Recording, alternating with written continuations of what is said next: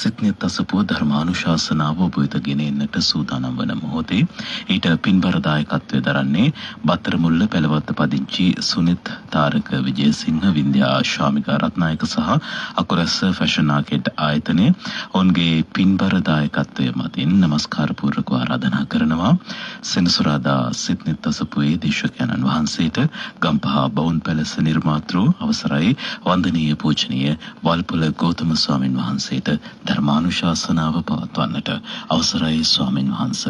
සාදු සාදු සාදු.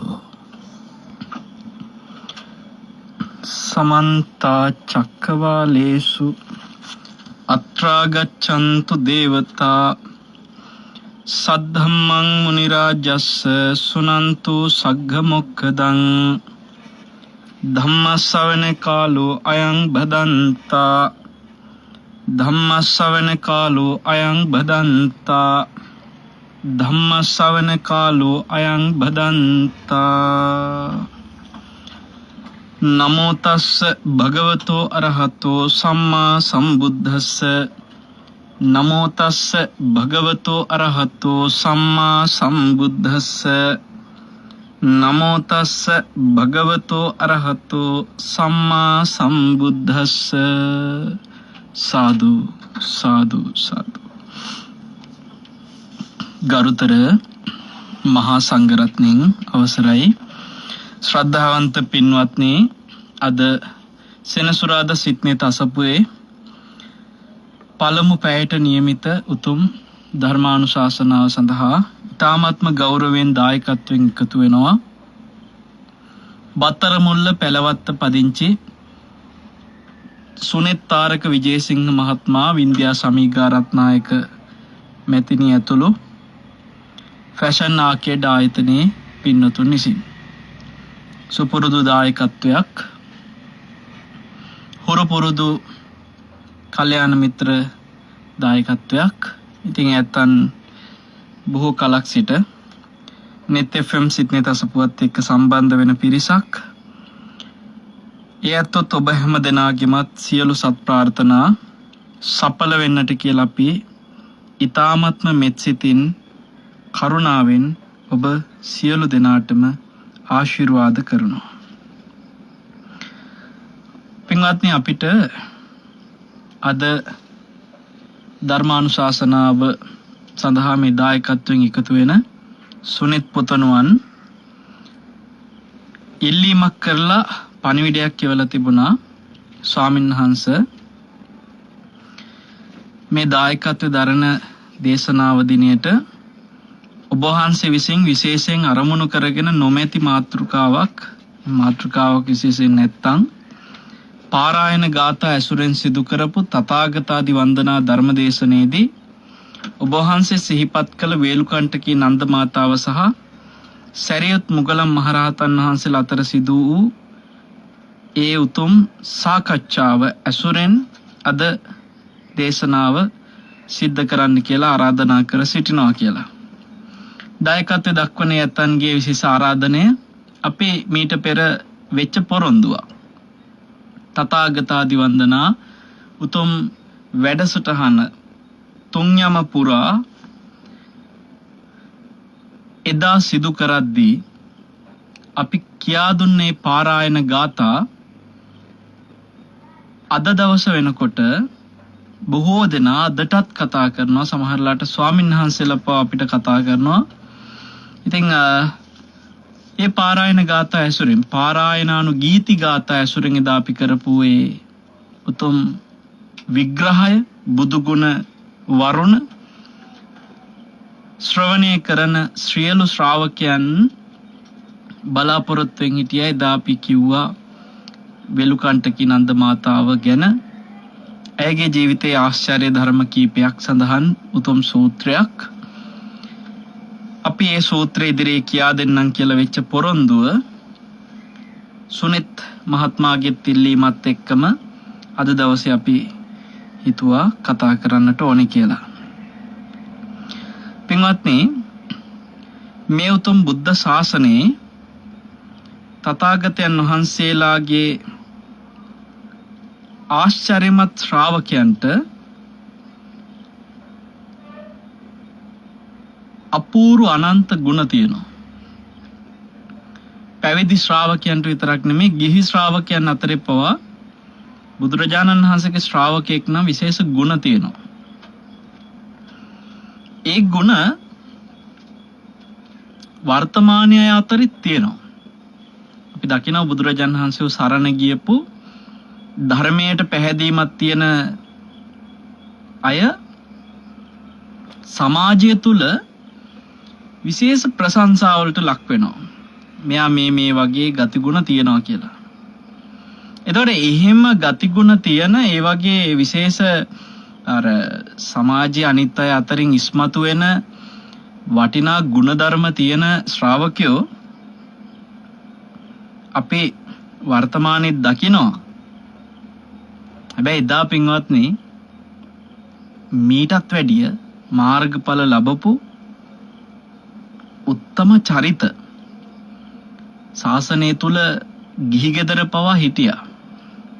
ඒ ගිහි අය අතරේ යම්කිසි ධර්මාවබෝධයකට පත්වෙච්ච චරිත ගත්තොත් එය මේ ධර්මයේ තුලින් මතු කරගත්ත ගුණ අපි සූත්‍ර ඔස්සේ කතා කරද්දී මං හිතනවා වර්තමානෙත් ඉන්න ගිහියත්තන්ට පැවිදියත්තන්ට පවා සමහරලාට තමන්ගේ ජීවිතයට ආදේශ කරගන්න තමන්ටත් ඒ ගුණ උකහා ගන්න ඒව කතා කරන එක වටිනවා.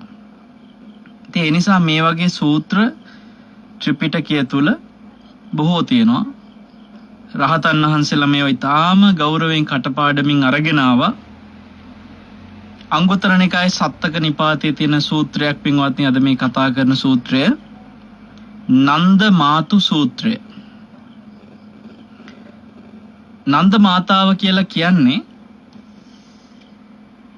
බුදුරජාණන් වහන්සේගේ ශාසනයේ හිටපු හරිම විශේෂ කෙනෙක්. මෙතුමිය මේ ශාසනයේ සමහර අවස්ථාවලදී පින්වත්නි මේ භාග්‍යතුන් වහන්සේ විශේෂ ආදර්ශ කරගන්න කියලා නම් වශයෙන් කියපු චරිත අතරෙත් ඉන්නවා මෙතුමිය. එතුමියගේ එහෙම ආශ්චර්ය ගතිගුණ තිබ්බා. අපි සාමාන්‍යයෙන් මේ බුදුරජාණන් වහන්සේගේ විශේෂ චරිත හඳුනා ගැනීමේ උතුම් ගුණය උන්වහන්සේ තුල තියෙන නිසා ශ්‍රාවකයෙක් තුල මේ චරිත ලක්ෂණ තියෙනවා කියලා එවැනි චරිත ලක්ෂණත් එක්ක භාග්‍යතුන් වහන්සේ ඒ ශ්‍රාවකයන්ට විශේෂ අග්‍රස්ථාන දීලා තියෙනවා. ඒක ඔබ දන්නවා. දැන් උදාහරණයකට ආනන්ද ස්වාමීන් වහන්සේට මතක හිටින චරිත ලක්ෂණයක් තියෙනවා. ඉතින් උන්වහන්සේ ඒ චරිත ලක්ෂණෙන් අනිත් සියලු ස්වාමීන් වහන්සේලා අභිභවා යනවා. ඒ නිසා උන්වහන්සේ එකකින් අග්‍රයි. ඒ වගේ මේ සියලුම ශාසනය තුල ගිහි හෝ පැවිදි හෝ ශ්‍රාවකයන්ගේ තියෙන උතුම් ගතිගුණ අතරින් ඉස්මතු වෙලා අනිත් සියලු දෙනාට වඩා ඉස්මතු වෙලා කැපී පෙනිලා බුදු කෙනෙකුගේ හෝ ශ්‍රාවක ඒ අග්‍ර රහතන් වහන්සේලාගේ සාකච්ඡාවකට බඳුන් වෙන චරිත වෙන්න පින්වත්නි බොහොම කලාතුරකින් කෙනෙකුට අවස්ථාවක් තියෙන්නේ. ඒතර දැන් මේ අවස්ථාව හැමෝටම ලැබුණේ දැන් හිතුවොත් ඉන්දියාවේ එදා ඒ දඹදිව මිනිස්සු කෝටි ගණන් හිටියා. කෝටි ගාණක් එදා ගිහි අය ගත්තත් සවැත් නුවර විතරක් ඒ සවැත් නුවරට ආසන්න ඒ රාජධානියේ මේ ලංකාවේ අද ඉන්න මුළු ජනගහනයට වඩා පිරිසක් හිටියා. අදටත් ඉන්නවා. ඒතර කෝටි ගාණක් බුදුරජාණන් වහන්සේ සරණ ගියපු ශ්‍රාවකයෝ පින්වත්නි එදා බුද්ධ කාලේ ඉද්දී ඒ අය අතරින් ත්‍රිපිටකය තුල නමක් සඳහන් වෙන්නේ කීයෙන් කී දෙනෙක්ද? කෝටි ගාණක් අතර අඩුතරමේ ලක්ෂයකගේ නම්වත් එහෙම කියවෙන්නේ නැහනේ. 1000කගේවත් එහෙම නම් කියවෙන්නේ නැහනේ. කෙනෙක්ගේ නමක් කොතනක හරි තැනක කියවෙනවා නම් එක තැනක හරි එයා කොච්චර පින්වන්තයිද පින්වත්නි. හැබැයි එක තැනකට වඩා බොහෝ තැන්වල කතා වෙන ඒ කෙනාගේ නමින්ම බුද්ධ වචනේ තියෙන ත්‍රිපිටකය තුල සූත්‍රකුත් නම් වෙනවා නම් ඒ කෙනාගේ නමින් ඔබ හිතන්නේ ඒ චරිත නිකන් ලේසි පහසු චරිත නෙමෙයි පින්වත්නි. ගිහි ගෙදර හිටියත් එයාලා ලේසි චරිත නෙමෙයි. දැන් අපි හිතමුකෝ මෙතන දායකත්ව ගන්න සුනෙත් පුතාගේ නමින් සූත්‍රයක් තියෙනවා නම් සුනෙත් සූත්‍රය කියලා. එහෙම නැත්නම් වින්ද්‍යාගේ නමින් තියෙන වින්ද්‍යා සූත්‍රය කියලා.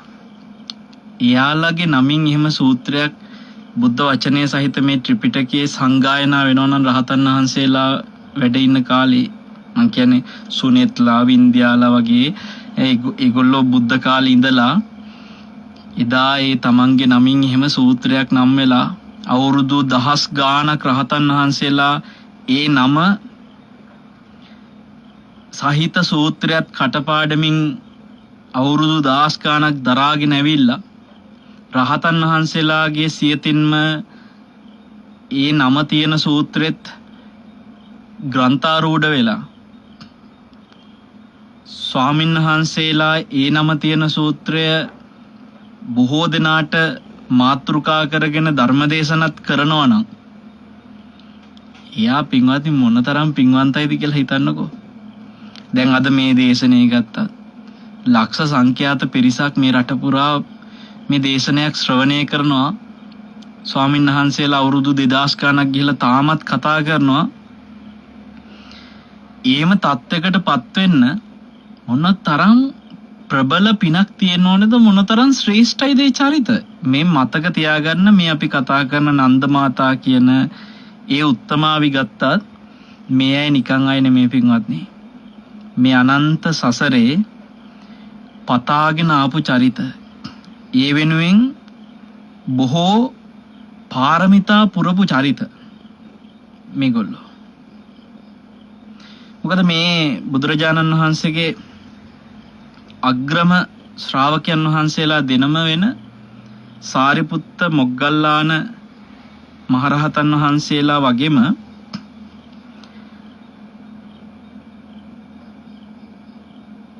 භික්ෂු භික්ෂුණී උපාසක උපාසිකා කියන මේ සිව්වන පිරිසටම අයිති වෙන චරිත ඉන්නවා පින්වත්නි. විශේෂ මේ වගේ අග්‍ර ප්‍රබල චරිත දෙක තියෙනවා. ඒක මේ සම්බුද්ධ ශාසනයේ අපි සාමාන්‍යයෙන් කතා කරන සාරිපුත්ත මොග්ගල්ලාන කියන ප්‍රබල චරිත දෙකට ආදේශ වෙන විදිහට භික්ෂුණීන්ගේ පැත්තෙන් ඉන්නවා තවත් චරිත දෙකක්. මේ බුදු සසුන තුල ප්‍රබලම චරිත දෙකක් තව භික්ෂුණීන්ගේ පැත්තේ ඉන්නවා. ඒ කවුද? කේමා උප්පලවන්නා කියන උත්තමාවියන් දෙනම. එතකොට එතෙන්දී දැන් සාරිපුත්ත මහරහතන් වහන්සේනේ ප්‍රඥාවෙන් අග්‍රම භික්ෂුන් වහන්සේ. එතකොට භික්ෂුණීන්ගෙන් පින්වත්නි කේමා උත්තමාවි ප්‍රඥාවෙන් අග්‍ර වෙනවා භික්ඛුණීන්ගේ පැත්තෙන්. ඒ වගේම උත්පලවන්නා තෙරණිය භික්ෂුණීන්ගේ පැත්තෙන් 이르දි වලින් අග්‍ර වෙනවා. එතකොට ඔයත් හිතන්න අර සරියුත් මුගලන් කියන ඒ උත්තම යුගලේ ප්‍රඥාවට සහ 이르දි වලට අග්‍ර වෙච්ච ඒ පැවිදි පැත්තට ඉන්න උත්තම යුගලයට ආදේශ වෙන භික්ඛුණීන්ගේ පැත්තේ කේමා උප්පලවන්නා. සාරිපුත්ත මහරහතන් වහන්සේ ප්‍රඥාවෙන් අග්‍රයි, භික්ෂුණීන්ගෙන් කේමා උත්තමාවිය ප්‍රඥාවෙන් අග්‍රයි. මුගලන් මහරහතන් වහන්සේ 이르දි වලින් අග්‍රයි භික්ෂුණීන්ගේ පැත්තෙන්, භික්ෂූන්ගේ පැත්තෙන්. ඒතර භික්ෂුණීන්ගේ පැත්තෙන් උත්පලවන්නා රහත් මෙහෙණින් වහන්සේ 이르දි වලින් අග්‍රයි. මේ යුගල එතකොට පින්වත්නි මේක පැවිදි උත්තමාවියන්ට විතරක් නෙමෙයි. බික්කු බික්කුණී කියන උත්තමයන්ට විතරක් නෙමෙයි. මේක ගිහි ගෙදර ගත කරන අය අතරෙත් ඒ අග්‍රස්ථානය ඒ විදිහටම යනවා පින්වත්නි. එතකොට මෙතෙන්දී ගිහි උපාසකයන්ගේ ගත්තොත් යුගලයක් ඉන්නවා. ප්‍රඥාවට මුල් වෙච්ච උපාසක කෙනෙක් ඉන්නවා. උපාසකයන් අතරේ ප්‍රඥාවෙන් අග්‍ර. ඒ වගේම උපාසකයන් අතරේ 이르දි වලින් අග්‍ර උපාසක කෙනෙකුත් ඉන්නවා. මේක සමහරට ගොඩක් අය දන්නේ නැහැ. සරියුත් මුගලන් දෙනම ගැනනේ ගොඩක් කලාට දන්නේ. නමුත් භික්ෂුණීන්ටත් ඉන්නවා, උපාසකයන්ටත් ඉන්නවා, උපාසිකාවන්ටත් මේ ප්‍රඥාවට සහ 이르දි කියන දෙකට අදාළව චරිත දෙක යුගල හැම තැනටම සිව්වන පිරිසටම ඉන්නවා. එතකොට එතෙන්දී චිත්ත ගෘහපතිතුමා ගැන බහලා ඇති මෙතුමා තමයි උපාසකයන්ගේ ප්‍රඥාවට අග්‍ර. අර සාරිපුත්ත මහරහතන් වහන්සේගේ පාර්ශවය නියෝජනය කරන්නේ උපාසකයන්ගේ පැත්තේ චිත්ත ගෘහපතිතුමා. එතකොට හත්තාලවක උග්ග තමයි ඒ උපාසකයත්ත තමයි උත්තමයා 이르දි පැත්තෙන් කියන්නේ මුගලන් මහරහතන් වහන්සේගේ පාර්ශවය නියෝජනය කරගෙන උපාසකයන්ගේ 이르දි වලින් අග්‍ර. හත්තාලවක උග්ග. එතකොට ඒ යුගලේ උපාසක යුගලේ චිත්ත ගෘහපතිතුමා හත්තාලවක උග්ග. ඊළඟට පින්වත්නි උපාසිකාවන්ගෙත් ඉන්නවා ඒ යුගලයක් ඒ විදියටම. අන්න එතෙන්දී නන්ද මාතා සහ කුජුත්තරා කියන චරිත දෙක ප්‍රබල වෙනවා. දැන් කුජුත්තරා කියන ඔබ දන්නවා මෙහෙකාරකම් කරපු කෙනෙක් නේ. මාලිගාවේ කාගේ මාලිගාවේද? සාමාවතීගේ මාලිගාවේ උදේනේ රජුරුවන්ගේ. එතකොට මේ මෙහෙකාරකම් කරපු කුජුත්තරා උපාසිකාවන්ගෙන් ප්‍රඥාවෙන් අග්‍රයි. සරියුත් මහරහතන් වහන්සේගේ පාර්ශවයේ නියෝජනය කරන්නේ උපාසිකාවන්ගේ පැත්තෙන් කුජුත්තරා. ඒවා මේ උසස් රාජකීය අයටම වෙන් කරලා එහෙම නැහැ පින්වත්නි. හරි බුදුමයි. අඩුතරමේ විශාකාවක් නැහැ මෙතන. කුජුත්තරා තමයි ප්‍රඥාවෙන් අග්‍ර උපාසිකාව වෙන්නේ. එතකොට නන්ද මාතා තමයි නකුල මාතා එහෙම නෙමෙයි. මේක හොඳට මතක තියාගන්න. නකුල මාතා නකුල පිතා නෙමෙයි. නන්ද මාතා. වේලුකණ්ඨකී නන්ද මාතාව. එතන මේ නන්ද මාතාව තමයි මුගලන් මහරහතන් වහන්සේගේ පාර්ශවයේ නියෝජනය කරගෙන මේ 이르දි වලින් අග්‍ර උපාසිකාවන්ගෙන් ඒ යුගලය සම්පූර්ණ කරන්නේ. කුජුත්තරා සහ නන්ද මාතා. එතන නන්ද මාතා 이르දි පැත්තට ප්‍රබල වෙනවා. ඒ වගේ පින්වත්නි මේ ප්‍රඥාවයි 이르දියයි කියන එකට සිව්වන පිරිසට මොහොම බෙදිලා ඒ යුගල මේ ඉන්න කණ්ඩායමේ සාරිපුත්ත මොග්ගල්ලාන, කේමා උත්පලවන්න, ඊට පස්සේ චිත්ත ගෘහපති සහ හත්තාලවක උග්ග, ඒ වගේම කුජුතරා සහ නන්ද මාතා කියන මේ කණ්ඩායම පාරමිතා පුරන් එන පිරිසක් පින්වත්නි. සාමාන්‍ය පිරිසක් නෙමේ. ඒ තැනට එන්න අතීතයේ සසරේ පුරපු පාරමිතා බලයක් තියෙනවා. අපි මේ චරිත අතරින් අද සූත්‍රයේ පාදක වෙන්නේ නන්ද මාතාව අරබියා වෙච්ච සාකච්ඡාව. එතකොට ඇයත් මේ ශාසනයේ අග්‍රස්ථානයක් ලැබපු මහ ගුණ තියෙන කෙනෙක්. ඒක තේරුම් අරගන්න. එක අවස්ථාවකදී බුදුරජාණන් වහන්සේ දේශනා කරනවා මගේ ශාසනයේ සියලු භික්ෂූන් සාරිපුත්ත මොග්ගල්ලාන වගේ වෙන්න උන්වහන්සේ කියනවා. මගේ ශාසනයේ සියලු භික්ෂුණීන් කේමා උප්පලවන්නා වගේ වෙන්න බුදුරජාණන් වහන්සේ දේශනා කරන්නේ. කේමා උත්පලවන්නා වගේ වෙන්න. ඒ වගේම මගේ ශාසනයේ සියලුම භික්ෂුණීන් වගේම ගිහි අය අතරිත් උපාසක උපාසිකාවන්ට උන්වහන්සේ පෙන්වනවා ආදර්ශ කරලා චිත්ත ගෘහපති සහ හත්තාලවක උග්ග වගේ මේ ශාසනය තුළ සියලු උපාසකයෝ උත්සාහ කරන්නේ වගේ වෙන්න. අනාථපිණ්ඩික සිටුතුමා උතෙන්ට ගත්තේ නැහැ. විශාකා ගත්තේ නැහැ. අපි නිතර කතා කරන මේ බුදුරජාණන් වහන්සේට හැමතිස්සෙම දාන ටික අරගෙන ගියපු උන්වහන්සේට නිතර ආරාම හදලා දුන්නු. ඒ අය වගේ වෙන්න නෙමෙයි තෙන්ද කිව්වේ. හිතන්න ගොඩක් දේ තියෙනවා.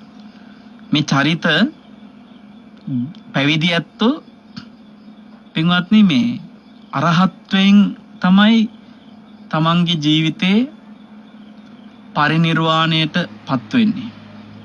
උන්වහන්සේලා රහත් වෙලා. ඒ කියන්නේ සාරිපුත්තයන් වහන්සේ රහත් වෙලා. මුගලන් මහ රහතන් වහන්සේ රහත් වෙලා. කේමා උත්තමාවි ඒ රහත් මෙහෙණිය රහත් වෙලා. උත්පලවන්නා ඒ උත්තමාවි අයත් රහත් මෙහෙණියක්. එතකොට මේ ඔක්කොම රහත්. පැවිදි සියලු උත්තමයෝ උත්තමාවියෝ රහත්. එතකොට ගිහියත්න්ගේ චිත්තග්‍රහපතිතුමා සෝතාපන්නයි. හත්තාලව මේ අනාගාමි වෙලා චිත්තග්‍රහපතිතුමා හත්තාලවක උග්ග සිටුතුමා අනාගාමි වෙලා. ඒ වගේම මේ උපාසිකාවන්ගේ පැත්තේදී කුජුත්තරා අනාගාමි වෙලා. මේ නන්ද මාතා අනාගාමි වෙලා. එතකොට පින්වත්නි බුදුරජාණන් වහන්සේ උපාසිකාවන්ටත් පැහැදිලිව කිව්වේ මේ මගේ ශාසනයේ සියලු උපාසිකාව කුජුත්තරා වගේ වෙන්න. නන්ද මාතා වගේ වෙන්න. විශාඛා වගේ වෙන්න කිව්වේ නේ.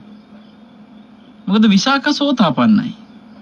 හැබැයි නන්ද මාතාව කුජුත්තරා අනාගාමි. මේක අනාගාමි හින්දාමනේ මේ අනාගාමි නම් තව බොහෝ චරිත ඉන්නවනේ පින්වත්නි.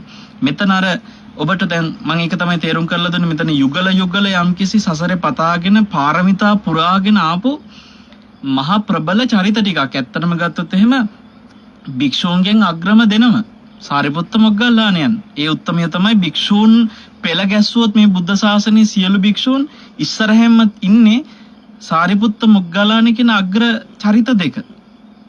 සියලු භික්ෂූන් පෙළ ගැස්සුවොත් නැතෝ මේ අඤ්ඤා කොණ්ඩඤ්ඤ මහරහතන් වහන්සේවත් නෙමෙයි පින්වත්නි. සාරිපුත්ත මොග්ගල්ලාණ දෙනම තමයි අග්‍ර. ඒ නිසා උන්වහන්සේලා තමයි භික්ෂූන් පෙළ ගැස්සුවොත් මුලටම ඉන්නේ. පැවිද්දෙන් වැඩි හිටිකම නෙමෙයි ඔය කියන්නේ. අග්‍රකම. එතකොට භික්ෂුණීන් සියලු උත්තමාවිය පෙළ ගැස්සුවොත් ගෞතමී දේවිය අපි දන්නවා පැවිදි වෙන්න ඉස්සෙල්ලම පැවිද්ද ඉල්ලගෙන ආවේ. ඒ උත්තමාවේ මහා ප්‍රජාපති ගෞතමිය. හැබැයි ඒ ඇත්තියෝ නෙමෙයි ඉස්සරහැම ඉන්නේ. වැඩිහිටිකම නෙමෙයි එතනද කියන්නේ අග්‍රකම. අග්‍ර වුණේ කේමා උත්පලවන්නා දෙනම තමයි සියලු භික්ෂුණීන්ට මුල් තැන ගන්නෙ. ඒ තමයි අග්‍ර. ඒතර මේ ශාසනයේ සියලු උපාසකයෝ පෙළ ගැස්සුවොත් පේලියට තිබ්බොත් ඉස්සරහැම ඉන්නේ චිත්ත ගෘහපති හත්තාලවකුගේ තමයි පින්වත්නි ගිහි අය අතරේ උපාසකයන්ගෙන් අග්‍ර. මේ ශාසනයේ සියලු උපාසිකාවන් පෙළ ගැස්සුවොත් සියලු මාර්ගඵලලාභී උපාසිකාවෝ ආර්ය ශ්‍රාවක තත්ත්වයට පත්වෙච්ච සියලු උපාසිකාවෝ පෙළ ගැස්සුවොත් අග්‍රම ඉස්සරහැම ඉන්නේ කුජුත්තරා සහ කුදු ගැහිච්ච කුජුත්තරා සහ නන්ද මාතාව. වේලුකණ්ඨකී නන්ද මාතාව. ඒ දෙන්න තමයි අග්‍ර ඉස්සරහැම ඉන්නේ. දැන් මේ ධර්මයේ අහන ඔය ඇත්ත මේ ශාසනය තුල මමත් ශ්‍රාවකයෙක් මමත් ශ්‍රාවිකාවක් කියලා තමන් පිළිගන්නවා නම් තමන්ගේ පාර්ශවයේ මේ සිව්වන පෙරිසේ තමන් ඉන්න පාර්ශවයේ නියෝජනය කරන තමන්ගේ අග්‍ර කවුද කියන එක දැනගෙන ඉන්නවත් අඩුතරමේ ඕනේ. මේ කියපු ටිකෙන් ඒක හරිය ඔබ දැනගත්තා. ඒතර පින්වත්නි නන්ද මාතා කියන්නේ එහෙනම් ඔබ තේරුම් ගන්න නිකං චරිතයක් නෙමෙයි මේ ලේසි සාමාන්‍ය චරිතයක් නෙමෙයි ඇය. ඇය මේ බුද්ධ ශාසනයේ සුවිශේෂයි. ඇය අග්‍රයි. පින්වත්නි අපේ මේ බුදු දහම පිළි අරගත් ඒ ධර්මයේ තුල හිත වඩපු ඒ මහා පිං ඇති උපාසක උපාසිකාවන්ගේ විශේෂයෙන්ම මේ ප්‍රබල දස පාරමිතා පුරාගෙන ආපු පිං ඇති 8 දෙනා අතරින් විශේෂ වෙන නන්ද මාතාවගේ ජීවිතේ සුවිශේෂ කාරණා කීපයක් කතා කරන ඇයගේ ජීවිතයේ තියෙන ආශ්චර්ය කාරණා ටිකක් කතා කරන වටිනා දේශනයක් තමයි ඇයගේ නමින්ම නම් වෙන නන්ද මාතා සූත්‍රය කියලා කියන්නේ. අද අපි කතා කරන සූත්‍රය. පින්වත්නි මේ දේශනාව සිද්ධ වෙනකොට ඇය වේලුකණ්ඨක කියන ඒ නගරේ හිටියේ කියලා ඔබ අහලා ඇති. වේලුකණ්ඨකී කියලා ඒ නම කියන්නේ ඇයගේ සර්නේම් එක එහෙම නෙමෙයි. වේලුකණ්ඨකී කියන්නේ ඒ වේලුකණ්ඨක කියන ප්‍රදේශයේ ඉන්න ඒ නගරේ ඉන්න කෙනා. ඇත්තටම නන්ද කියන පුතාගේ අම්මා මේ නන්ද මාතා කියන්නේ ඒකයි. ඒතර මේ වේලු කියන්නේ උණනේ. උණ ගස් වලට. අපේ සාමාන්‍යයෙන් උණ ගහක් කියනකොට ඒක ටිකක් විශේෂයෙන් හිතන්න ඕන ගහක්. මම වවුන් පැලසෙත් ගොඩාක් මේ උණ ගස් වවලා තියෙනවා. සක්මන් මලු පවා තියෙන තනිකර සියල්ල සක්මන් මලු ටික උණ වනයක් ඇතුලේ. එතකොට මේ මම මතකයි එකපාරක යුද හම්දාපතිතුමන් ඔය උණ වනේ සහිත සක්මන් මලු තියෙන ඒ භූමියට ආවම බවුන් පැලස්ස බලන්න ආපු වෙලාවේ හිතම ඇහුවා සයන්හස මේ හැමතැනම උණ ගස් වවලා තියෙනවා. මේක විශේෂයක් තියනවද කියලා. මං කිව්වා උණ ගහ මොකද විශේෂ නැත්තේ මේ ශාසනයට සෑහෙන විශේෂයි. මොකද මේ උණ ගහ මේ බුද්ධ ශාසනයේ අපේ භාග්‍යතුන් වහන්සේට සහ ශ්‍රාවකයන්ට ලැබිච්ච පළවෙනිම ආරාමේ උණවණයක්. උණවලට පාලියෙන් කියන්නේ වේලු වනේ. වේලු වනේ කියන්නේ උණවණයක්. එතකොට උණවණේක තමයි බුදුරජාණන් වහන්සේ මුලින්ම වැඩ හිටපු ඒ ආරාමේ තියෙන්නේ. බිම්බිසාර රජතුමා පූජා කරපු. ඒ වගේ මේ උණ ගහත් එක්ක බැඳිච්ච බොහෝ සිද්ධි තියෙනවා. කොටින්ම සමහර බුද්ධ ශාසනවල පින්වත්නි අපේ දැන් අසතු බෝධින් වහන්සේ සම්බුද්ධත්වයට පත් වෙච්ච බුදුරජාණන් වහන්සේගේ බෝධිය වෙනවනේ අසතු බෝධිය. අද අපි බෝධි පූජාවක් තියෙන අසතු බෝධියටනේ. නමුත් සමහර බුද්ධ ශාසනවල උණ ගහ බුදවරු පිට දීපු වෘක්ෂය වුණා. ඒතොර ඒ ශාසනවලදී මිනිස්සු වඳින්නේ පුදන්නේ උණ ගහට. උණ ගහත් එක්ක තමයි වන්දනාමාන සිද්ධ වෙන්නේ. ඉතින් මේ උණ ගහ කියන්නේ හරි සුවිශේෂ ගහක්. ඒ නිසාම මම දන්නේ මගේ හැම ස්ථානයකම උණ ගස් හිට වෙනවා. හරි කැමති ගහක්. මේ උණ ගස් එක්තරා නගරයක මේ නගර රාජධානියම වට කරගෙන වටේටම හිටවලා තිබිලා තියෙන උණ ගස්. එතකොට ඒ උණ ගස් වලින් වලල්ලක් විදිහට වට වෙලා නගරේ රකින්න එකට එකක් එකතු වෙච්ච මහා උණ ගස් වලින් ප්‍රාකාරය වගේ වට වෙලා තියෙච්ච නගරයක් තමයි ඔය නන්දමාතා හිටපු නගරේ. ඒ නිසා මේ වේලු කියන ගස් වලින් වට කරගෙන පවුරක් හදාගෙන හිටපු ආරක්ෂිත පවුරක් වගේ තියෙච්ච නිසා තමයි වේලු කණ්ඨක කියලා ඔය නගරෙට නම හැදිලා තියෙන්නේ. ඉතින් මේ නගරේ තමයි ඇය හිටියේ. මේ නගරෙට දක්ෂිනාගිරියේ හිටපු සාරිපුත්ත මුගලන් මහරහතන් වහන්සේලා චාරිකාවේ වඩිනවා පින්වත්නි මේ වේලුකණ්ඨක නගරෙට.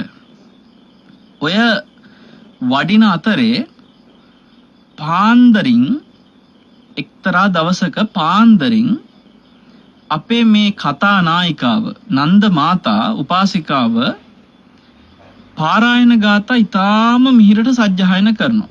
පාරායන ගාථා කියලා කියන්නේ පාරායන කියන වචනේ තේරුම සසරින් ඈතර කරන ගාථා. ඇත්තටම පාරායන වර්ගයේ තියෙන මහ පුදුම ගාථා ටික. අසෝ මහා ශ්‍රාවකයන් වෙච්ච අජිත ස්වාමීන් වහන්සේ ඇතුළුව අපි තථාගතාදි වන්දනා වැඩසටහනේදී කතා කරපු පිංගිය ස්වාමීන් වහන්සේ දක්වා 16ක් ස්වාමීන් වහන්සේලා එක කණ්ඩායමක්. ඒ කියන්නේ අසෝ මහා ශ්‍රාවකයන් වෙච්ච ඒත් පාරමිතා පුරාගෙන ආපු අග්‍ර චරිත ටිකක් අසෝ මහා ශ්‍රාවකයෝ කියන්නේ. ඒතකොට ඒ චරිතවල 16 නමක්ම 80න් 16 නමක්ම මේ පාරායන වග්ග ටික මූලික කරගත්ත ඒ ගාථා උන්වහන්සේලා වෙනුවෙන් දේශනා වෙච්ච සහ උන්වහන්සේලාගේ වස්තු කතාව උන්වහන්සේලාගේ ආගමනය ගැන කතා කරන ටික තමයි ගාථා කියලා කියන්නේ. පාරායන ගාථා කියලා කියන්නේ. කොහෙද තියෙන්නේ මේක හොයාගන්න ඕන ඔබට සූත්‍ර පිටකේ පින්වත්නි කුද්දක නිකායේ සුත්ත නිපාතය කියලා තියෙනවා. කුද්දක නිකායේ සුත්ත නිපාතේ තමයි පාරායන වග්ගය තියෙන්නේ. එතන මේ පාරායන වග්ගයේ තියෙනවා පාරායන ගාථා. ඔතන පාරායන වත්තු ගාථා කියලා තියෙනවා. මේ 16 දෙනාගේ බුදුරජාණන් වහන්සේ මුණ ගැහෙන්න ආපු ගමන ගැන බාවරි කියලා තාපසයෙක්ගේ ගෝලියෝ ටිකක් මේ 16 දෙනා බාවරි තවුසක් ගැන සහ එතුමාගෙන් වෙන් වෙලා මේ 16 දෙනා බුදුරජාණන් වහන්සේ ළඟට ආපු ලොකු සිද්ධි ටිකක් මේ වත්තු කතාවල් ගාතාවල කතා වෙනවා පාරායන වත්තු ගාථා. එතකොට අන්න එතන ඉඳලා අජිත ස්වාමීන් වහන්සේට දේශනා කරපු අජිත සූත්‍රය තියෙනවා මේ පාරායන වර්ගය ඇතුලේ. තිස්සමෙත්තේ ස්වාමීන් වහන්සේට දේශනා කරපු තිස්සමෙත්තේ සූත්‍රය තියෙනවා. මේ ඔක්කොම සයන්හන්සලා 80 මහා ශ්‍රාවකයෝ අතරේ මේ මහා ශ්‍රාවකයෝ හොඳේ. හැබැයි ඒ අය ගිහිව මේ දේශනේ අහනවා. ඊට පස්සේ ඒ අය එතන භාග්‍යතුන් වහන්සේ ළඟ පැවිද්දත් අරහත්ත්වයත් සියල්ල එකටම ලැබෙනවා. එතකොට පුන්නක ස්වාමීන් වහන්සේ වෙනුවෙන් කරපු පුන්නක සූත්‍රය තියෙනවා. මෙත්තගු සූත්‍රය මෙත්තගු ස්වාමීන් වහන්සේ රහත් වෙච්ච සූත්‍රය. ඊළඟට දෝතක ස්වාමීන් වහන්සේ රහත් වෙච්ච සූත්‍රය දෝතක සූත්‍රය තියෙනවා. උපසීව ස්වාමීන් වහන්සේ රහත් වෙච්ච උපසීව සූත්‍රය තියෙනවා. නන්ද ස්වාමීන් වහන්සේ රහත් වෙච්ච නන්ද සූත්‍රය තියෙනවා. හේමක ස්වාමීන් වහන්සේ රහත් වෙච්ච හේමක සූත්‍රය තියෙනවා. තෝදෙය්‍ය ස්වාමීන් වහන්සේ රහත් වෙච්ච තෝදෙය්‍ය සූත්‍රය. කප්ප ස්වාමීන් වහන්සේ රහත් වෙච්ච කප්ප සූත්‍රය තියෙනවා ඇතරේ. ඒ වගේම චතුකන්නි සූත්‍රය චතුකන්නි ස්වාමීන් වහන්සේ රහත් වෙච්ච සූත්‍රය. භද්‍රාවුද ස්වාමීන් වහන්සේ රහත් වෙච්ච භද්‍රාවුද සූත්‍රය. උදය සූත්‍රය තියෙනවා. උදය ස්වාමීන් වහන්සේ රහත් වෙච්ච මේ 16 නමකී උත්තමයෝ ටික. එතකොට පෝසාල ස්වාමීන් වහන්සේ ඉන්නවා රහත් වෙච්ච ඒ උත්තමයට දේශනා කරපු සූත්‍ර පෝසාල සූත්‍රය. මොගරාජ ස්වාමීන් වහන්සේ රහත් වෙච්ච මොගරාජ සූත්‍රය තියෙනවා. ඊට පස්සේ පිංගිය ස්වාමීන් වහන්සේ රහත් වෙන්නේ අනාගාමී වෙන්නේ එතෙන්දී. එතකොට උන්වහන්සේ වෙනුවෙන් වෙච්ච අනාගාමී ඵලයටපත් වෙන හේතු වෙච්ච පිංගිය සූත්‍රයක් තියෙනවා.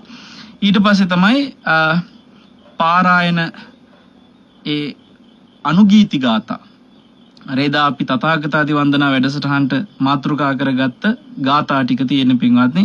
ඒ ගාථා ටිකෙන් තමයි පිංගිය ස්වාමීන් වහන්සේ රහත් වෙන්නේ. ඉතින් ඔය 80 මහා ශ්‍රාවකයෝ අතරේ රහත් වෙච්ච 16 නමකගේ මහා අපූර්ව ගාථා ටිකක් පිරිච්ච වග්ගයක් තමයි පාරායන වග්ගය කියලා කියන්නේ. මේ වග්ගය පින්වත්නි ඊටාම මිහිරට මේ පුංචි සූත්‍ර ටිකක් තියෙන සමහර සූත්‍රයකට තියෙන ගාථා 4ක් ඒ වගේ බොහොම කෙටි සූත්‍රයක් තියෙනවා. ඊටාම වටිනා මේ සූත්‍ර ටික සහිත පාරායන වග්ගයම මුළු පාරායන ගාථා ටිකම බොහොම මිහිරට පාන්දරට සජ්ජායනා කරන්න පුරුද්දක් අපි මේ කතා කරන අපේ උත්තමාවිට නන්ද මාතාට තිබ්බා. නන්ද මාතාව මේ ගාථා ටික දවසක් කොහොම සජ්ජායනා කර ඉන්නකොට පින්වත්නි හරි අපූර්ව දෙයක් වෙනවා. ඇයවත් දන්නේ නැති ඇයවත් හිතපු නැති දෙයක්. වෛශ්‍රවණ මහරජා ඉන්නවනේ. ඒ කියන්නේ සතරවරන් දෙවරුන්ගේ එක දිව්‍ය රාජයෙක් තමයි වෛශ්‍රවණ මහරජා කියලා කියන්නේ. ඒතර මේ වෛශ්‍රවණ මහරජා උතුරු දිශාවෙන් ඉඳලා දකුණු දිශාවට එක්තරා කාරණාවකට යනින් අතරේ යාට ඇහුණා මේ තාම මිහිරට සජ්ජායනා කරන මේ පාරායන ධර්ම ටික නන්ද මාතාව මේ උපාසිකාව කියනවා. මේක ඇහිලා වෛශ්‍රවණ දිව්‍ය රාජයා නැවතුණා. නැවතිලා ඒක හොඳට අහගෙන හිටියා. එතුමට ආස හිතුණා. මේ වෛශ්‍රවණ දිව්‍ය රාජයා කියන්නේ සතරවරන් දෙවිවරු අතරේ මහා බල සම්පන්න කෙනෙක්. කියන්නේ සියලු සතරවරන් දෙවිවරු හරිම ප්‍රබලයි බල සම්පන්නයි. අපි අහලා තියෙනවනේ ඔය මේ ජනවසබ සමහරලාට සමහරු දන්නේ නැහැ ජනවසබ කියන්නේ පින්වත්නි බිම්බිසාර රජතුමා එදා අර හිරගෙදර අජාසත්තගේ දුන්න වදත් එක්ක දුක් විඳලා මැරුණානේ. බිම්බිසාර රජතුමා හිරගේ ඇතුලේ මැරුණට පස්සේ එතුමා උපදින්නේ ජනවසබ කියන නමින්. කාගේ ළඟද? මේ සතරවරන් දෙවිවරු ළඟ. වෛශ්‍රවණ දිව්‍ය රාජයාගේ පණිවිඩ ගෙනියන පියුම් වෙලා උපදින්නේ. පින්වත් මේ මහා බල සම්පන්න සෝතාපන්න වෙච්ච රජෙක් බිම්බිසාර රජුරු වේළුවනාරාමේ පූජා කරපු ගිජ්ජකූටේට යන පාරවල් හදපු මහා වැඩ ගොඩක් කරපු සෝවාන් වෙච්ච බිම්බිසාර රජතුමා මේ වෛශ්‍රවණ දිව්‍ය රාජයාගේ ලියුම් ගෙනියන පණිවිඩකාරයා. මේ මනුස්ස ලෝකේ මහා රජුරු. හරි එතකොට ඔබ හිතා ගන්නකො මේ වෛශ්‍රවණ දිව්‍ය රාජයා කියන්නේ ලේසි පහසු කෙනෙක් නෙමෙයි. ඒ වගේ ප්‍රබල කෙනෙක් මේ නන්ද මාතාවගේ හඬ ඇහිලා ඒ ගාථා ටික අහගෙන ඉඳලා ඒ ගාථා ටික අවසන් කරලා නිශ්ශබ්ද වෙනකොට එකපාරට හරිම ලස්සනට සාදු නැගණිය කියලා අනුමෝදන් වෙනවා පින්වත්නි. ඊට පස්සේ ඇය අහනවා මේ බොහොම මිහිරි හඬකින් සාදු කියලා කියවෙන ඔබ ඇත්තටම කවුද කියලා ඇය අහනවා. නැගණිය මම වෛශ්‍රවණ මහරජයා කිව්වා.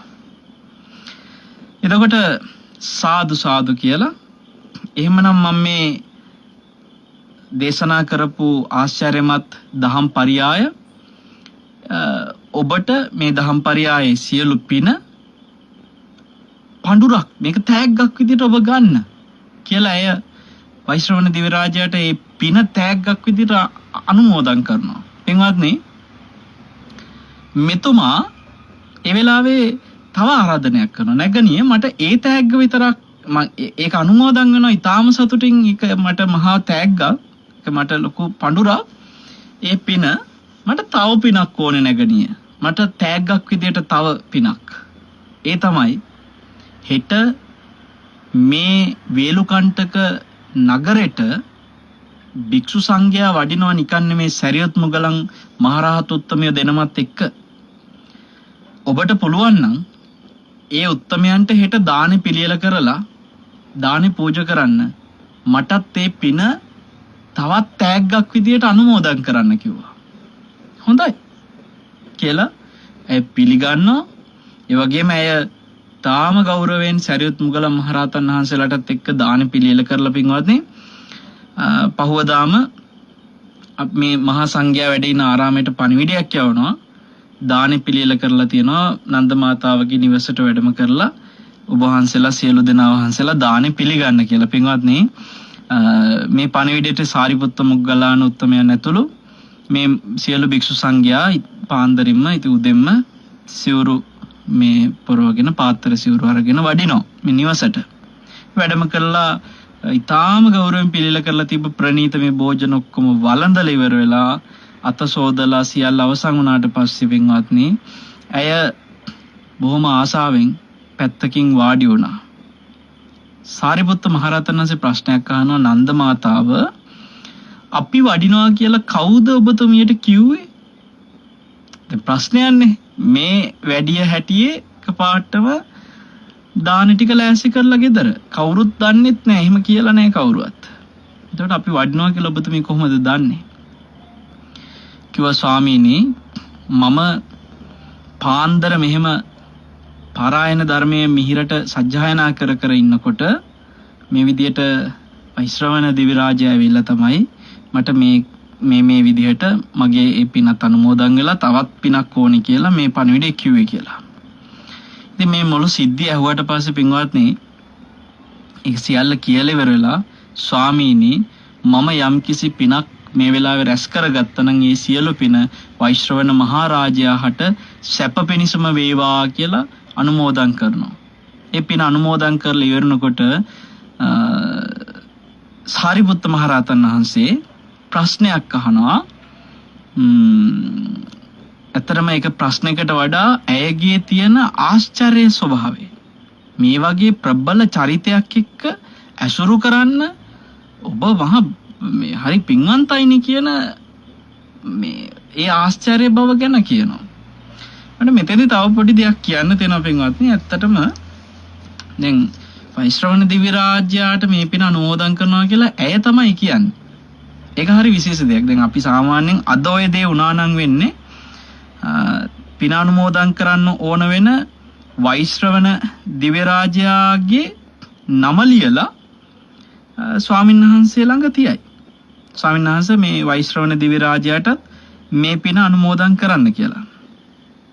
එතකොට දැන් එදා මේ අපි අද වගේ නෙමෙයි පින්වත්නි පින් අනුමෝදන් කරන එක පින කරගත්ත කෙනා විසින් අනුමෝදන් කරන ක්‍රමයක් තිබ්බා.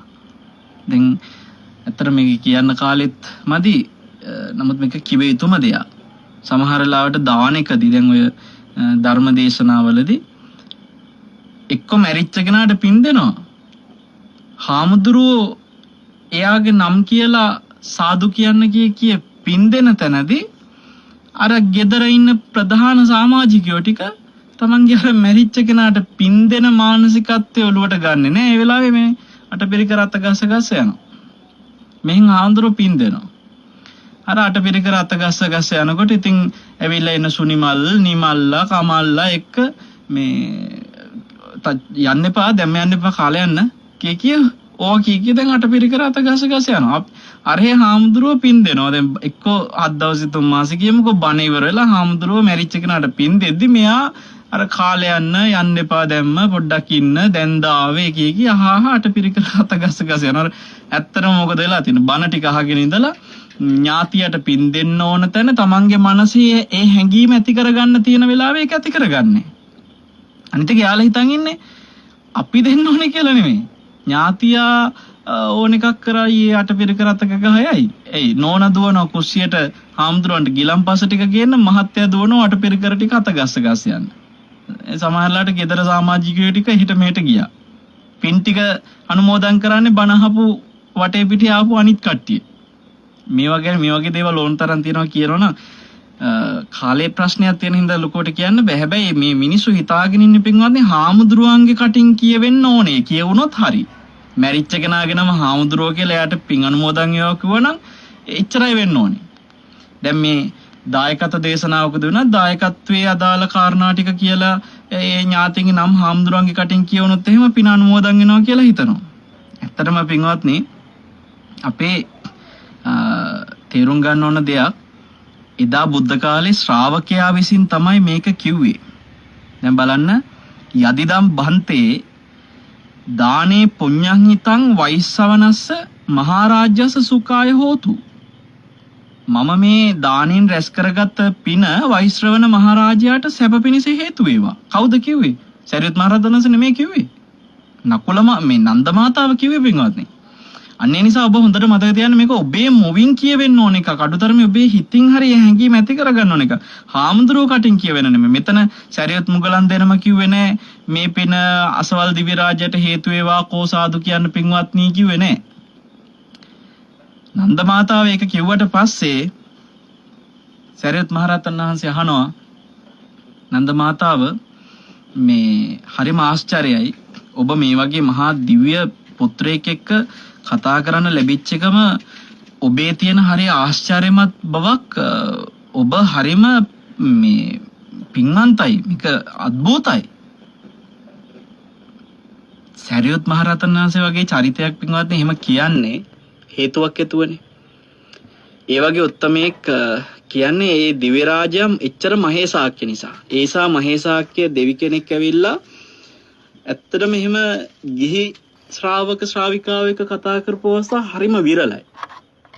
ගොඩාක් තැන්වල නෑ. ඒක හින්දා ඒ වගේ මහේසාක්‍ය සතරවරන් දෙවිවරු අතර කෙනෙක් ඇවිල්ලා කතා කරා නම් ඔබ ලේසි පහසු උපාසිකාවක් නෙමෙයි උපාසිකාව කියන එකයි මේ සරියුත් මහ රහතන් වහන්සේ අඟවන්නේ. මේක කියනකොට අනේ ඒක නම් ඇත්ත ස්වාමීනි මගේ මොකක් හරි පිනක් වෙන්නේ නැති කියලා ඕයේ පඬිතකම් කියවන්න ගියේ නෑ අය. ඉතින් මහ ලොකුවට ඒක මහ ලොකු කාරණයක් ඇටියට ගණන් ගත්තේවත් නෑ. ඇයි එහෙම කියන්නේ? ඇයි කියනවා ස්වාමීනි මේ කාරණේ මගේ ආශ්චර්ය අద్భుත ධර්මයක් නෙමෙයි. මට ඊට වැඩිය තියෙනවා වෙන ආශ්චර්ය අద్భుත ධර්ම. අර මහේසාක්‍ය දෙවි කෙනෙක් ඇවිල්ලා මාත් එක්ක කතා කරා කියන එකට වඩා මට ඊට වැඩිය ආශ්චර්ය අద్భుත ධර්ම කතා කරන්න තියෙනවා ස්වාමීනි කියලා. ඇයි තහම මේ ගෞරවසිතින් කියනවා ස්වාමීනි මගේ පුතා නන්ද මේ හරිම ප්‍රියමනාපව හිටපු පුතෙක්. හරිම ලෙන්ගතුයි අපි කායෙක්වත් හරි හොඳ ගතිගුණ තිබ්බ හොඳ පුතෙක්. නන්ද පුතා කියලා කියන්නේ මගේ පුතා කාටත් ප්‍රියමනාපයි. හැබැයි මේ රජවරු මගේ පුතාව බලහත්කාරයෙන් ඇදගෙන ගිහිල්ලා වද දීලා මගේ පුතාගේ ජීවිතේ තොර කරනවා. මේ සිද්ධිය හරිම කම්පා සහගත සිද්ධියක්. මම මේ මෝන දීපු සිද්ධිය මගේ පුතා ඒ වගේ වද දීලා එහෙම මරද්දි බලහත්කාරයෙන් ඇදගෙන ගිහිල්ලා අසාධාරණ විදිහට මරද්දි ඒ දරුවව ස්වාමීනි මේ අල්ලගෙන යන වෙලාවේ එහෙම නැත්තම් මේ අල්ලගෙන ගිහිල්ලා බඳින වෙලාවේ වද දෙන වෙලාවේ මරණ වෙලාවේ මරන්න තැත් කරද්දී හරි මරණ මැරෙන වෙලාවේ හරි එක තැනකදීවත් මගේ හිත ධර්මයෙන් ඈත් වෙලා කම්පා වෙලා මගේ හිත කඩා වැටුනේ නෑ ස්වාමීනි.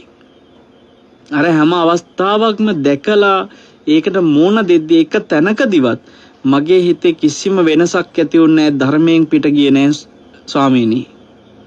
මට මේ වෛශ්‍රවණ දිව්‍ය රාජ්‍යය එක්ක කතා කරාට වඩා මම දකිනවා මා තුල ආශ්චර්ය අద్භූත ධර්මයක් විදියට ඒක.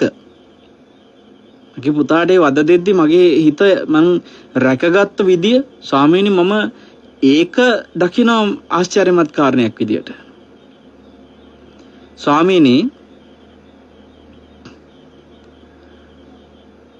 මේ කාරණේ විතරකුත් නෙමෙයි, මට තියෙන තවත් ආශ්චර්ය අద్භූත ධර්මයක් විදියට මා තුල දකින මගේ මහත්තයා මැරිලා යක්ෂ යෝනියක ඉපදුනේ.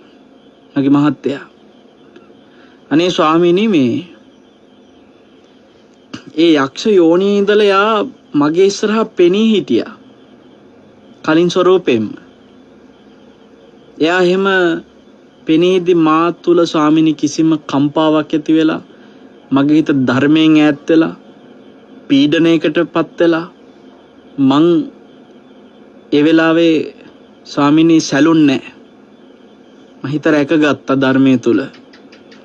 මේක මම දකිනවා මා තුල තවත් ආශ්චර්ය අద్භූත ධර්මයක් විදියට ස්වාමීනි. ඒක විතරකුත් නෙමෙයි ස්වාමීනි, යම් කිසි කාලෙක මම විවාහ වුණා නම් ගොඩක් පොඩි වයසේදී, බොහොම අඩු වයසේදී මගේ මහත්තයා මාව විවාහ කරගත්තේ. එදා ඉඳලා අද වෙනකනුත් මම කවදාක්වත් මගේ ස්වාමියා ඉක්මවා ගිහිල්ලා එක සිතුවිලි මාත්‍රකින්වත් අඩුතරමේ ප්‍රාර්ථනා කරලවත් නැහැ වෙන කිසිම පුරුෂයෙක්ව. ස්වාමීනි සිතුවිලි මාත්‍රකින්වත් පතලා නැත්තම් කයින් වරදක් කරන එකක් ගැන කවර කතාවද? මං අර පොඩි බොහොම අඩු වයසේදී විවාහ වෙලා අද වෙනකන් ඒ විවාහ ජීවිතේ ගත කරපු කාලේ කවමදාක්වත් මගේ මහත්තයා හැර වෙන කිසි කෙනෙක් ගැන හැඟීමක්වත් ඇති වෙලා නැහැ. කයින් මොන වරදක් කරන්නද? මම දකිනවා ස්වාමීනි ඒකත් ආශ්චර්ය ධර්මයක් විදියට. මේ සිංහ නාදයක් වගේ මෙතුමි මේ කරන්න පින්වත්නි. අද ඉන්න අයට මේ වගේ සිංහ නාදයක් කරන්න ලේසියිද කියලා ඔබ හිතන්නකෝ. තමන්ගේ මහත්තයා මේ දැන් සමහරලාට බැඳලා අවුරුද්දක් දෙකක් යනකම් කරන එක නෙමෙයි මේ විවාහ ජීවිතෙත් දරුවොත් ලොකුයි. දරුවොත් මැරිලා දැන් මහත්තයාත් මැරිලා වයෝවෘදයි. මෙහෙම වයසක වැඩිහිටි පරිණත වෙච්ච වයසක ඇයට තමන්ගේ විවාහ ජීවිතය තුළ ඒ වගේ සිංහනාදයක් කරන්න පුළුවන් කියන්නේ කයින් වරදක් කරන එකක් ගැන නෙවෙයිනේ, සිතුවිලි මාත්‍රකින්වත් එහෙම වරදක් වෙලා නැහැ කියලා කියන්න. දැන් ඔක්කොම අර නකුල මාතත් නකුල පිතා අතරෙත් ඔය ආශ්චර්යවත් විදිහට ඔය ප්‍රාර්ථනා වෙනවා. හැබැයි එතනදී විශේෂත්වය තියෙන්නේ නකුල පිතත් ඒ ධර්මයේ තුලම පිහිටලා හිටියා. තමන්ගේ බිරිඳ ඇර වෙන කිසි කෙනෙක් ගැන සිතුවිල්ලකින්වත් හිතලා නැහැ. දැන් මෙතනදී නම් ඒක නන්ද මාතාව අතින් පමණයි වෙන්නේ. ඔබ හිතන්න පින්වත්නි, ඇය ආශ්චර්යමත් කෙනෙක්. ඇය නිකම්ම කෙනෙක් නෙමෙයි. ඇය මේ බුද්ධ ශාසනය අපි සරණ යන මහා සංඝරත්නය අතරේ ආර්ය ශ්‍රාවිකාවක්. ආර්ය තත්ත්වයටපත් වෙච්ච සුපටිපන්නාදී ගුණ තියෙන උත්තමාවියා. ඉතින් ඇය පුංචි කාලේ කියන්නේ අඩු වයසේදී, පුංචි කාලේ නෙමෙයි අඩු වයසේදී මේ විවාහ ජීවිතයටපත් වෙන්නේ. ඒතර ඒ වෙනකොට සමහර විට ඇය ධර්මය අහලා නැහැ. දැන් ඔබට කෙනෙකුට හිතේ අනාගාමී ඵලයටපත් වෙච්ච කෙනෙක් ඉතින් අනාගාමී වෙච්ච කෙනෙක් කොහොමත් රාගසිතුවිලි ඇති කරගන්නේ නැහැ නේ කියලා. අපි කියවනේ මුලදී මෙතුමි අනාගාමී කියලා. නමුත් පින්වත්නි මේ අනාගාමී ඵලයටපත් වෙලා හිටියේ නෑනේ. මෙයා විවාහ වෙච්ච මුල් කාලේ මේ උත්තමාවේ අනාගාමීලා හිටියනම් කොහොමද නන්ද පුතාව හදන්නේ? එතකොට දරුවෙක් බිහි කරන්න තමන්ගේ ස්වාමි පුරුෂයත් එක්ක ඒ විවාහ ජීවිතය සතුටින් ගෙවනවා. මේ බොහොම අධ්‍යක්ෂකේ මඩු තරුණ වයසේදී විවාහ වෙලා. එතකොට ඒ වගේ වයසකදීවත් ධර්මය අහලා නැති කොටවත් ඇයගේ හිතින්වත් වෙන කෙනෙක් ගැන හිතලා නැහැ. ඒක හරිම ආශ්චර්යයි. ඒක හරි අద్భుතයි. හැබැයි ඒක විතරක් නෙමෙයි ස්වාමීනි මගේ තියෙන ආශ්චර්ය අద్భుත ස්වභාවය. ඒ ආශ්චර්ය අద్భుත ධර්මයක් විදිහට මම යම්කිසි දවසක ස්වාමීනි උපාසිකාවක් විදිහට ප්‍රතිඥා වුණා නම් කියන බුදුරජාණන් වහන්සේ සරණ ගියා නම් යම් කිසි දවසක ස්වාමීනි එදා ඉඳලා අද වෙනකන් එක්කන්දු ශික්ෂාපදයක්වත් කඩපු බවක් මම දකින්නේ නැහැ. මගේ අතින් මේ බුදුරජාණන් වහන්සේ සරණ ගිය දවසේ ඉඳලා කිසිම ශික්ෂාපදයක් බෙදලා නැහැ. මේ කියන්නේ සරණ ගිය තැන. ඒ කියන්නේ මාර්ගඵල ලබන්නත් පෙර ඉඳලා එක්කන්දු ශික්ෂාපදයක්වත් බින්දිලා නැහැ. මේ වගේ සිංහනාදයක් කරන්න ලේසියෙන් කෙනෙකුට පුළුවන්ද? මේ මහ පුදුම චරිත. පින්වත්නි මේ චරිත මෙවැනි ශාසනයක හිටියා. එහෙම ශාසනයක් අපි සරණ ගිහිල්ලා තියෙන්නේ මේ වගේ පිරිස හිටපු. අපි ඒ වගේ පිරිස හැමතිස්සෙම ආදර්ශයට ගන්න ඕනේ. අපි හිතන්න ඕනේ මේ වගේ චරිතයක් වෙන්න. මේ ජීවිතේ ඔබට ඒ தત્ත්වය දැනටත් බැරි වෙන්න පුළුවන්. හැබැයි මෙතෙන් පටන් හෝ මතු මේ බුද්ධ ශාසනයේ නැවත ශ්‍රාවකත්වයේ ලබාගෙන ආයේ ජීවිතයකට පත් වෙනවා නම් මේ ජීවිතේ අරහත්ත්වයට පත් නොවුනොත් අපි ඒ උපදින ජීවිතයකවත් මේවැනි චරිතයක් වෙන්න ඕනේ කියලා අදිස්ථානයක් ඇති වෙන්න තරම් පින්වත්නි මහ ප්‍රබල චරිත. ඉච්චරට ආදර්ශයට ගන්න පුළුවන් චරිත. ඒකයි බුදුරජාණන් වහන්සේ මගේ සියලු උපාසිකාවෝ කුජුත්තරා වගේ වෙන්න, නන්ද මාතා වගේ වෙන්න. එක ශික්ෂාපදයක්වත් උපාසක තත්ත්වයට පත් වෙච්ච දා ඉඳලා කැඩුන්නේ නැහැ කියනවා.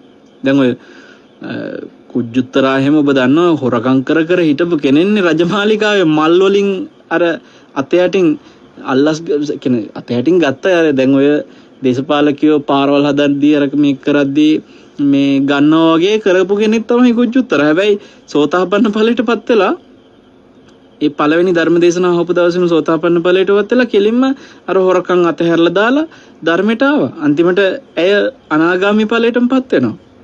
ඒ නිසා කෙනෙක් අතින් වරදක් වුණාට ඉදිරියේ හරි ඔබට අදිස්ථානයක් ගන්න පුළුවන්. මම මේ වගේ ප්‍රබල චරිතයක් වෙන්න ඕනේ. මේ ශාසනයේ මේ චරිත දිහා බලලා මමත් ආදර්ශයට ගන්න ඕනේ. මමත් ඒ විදිහට හැදෙන්න ඕනේ.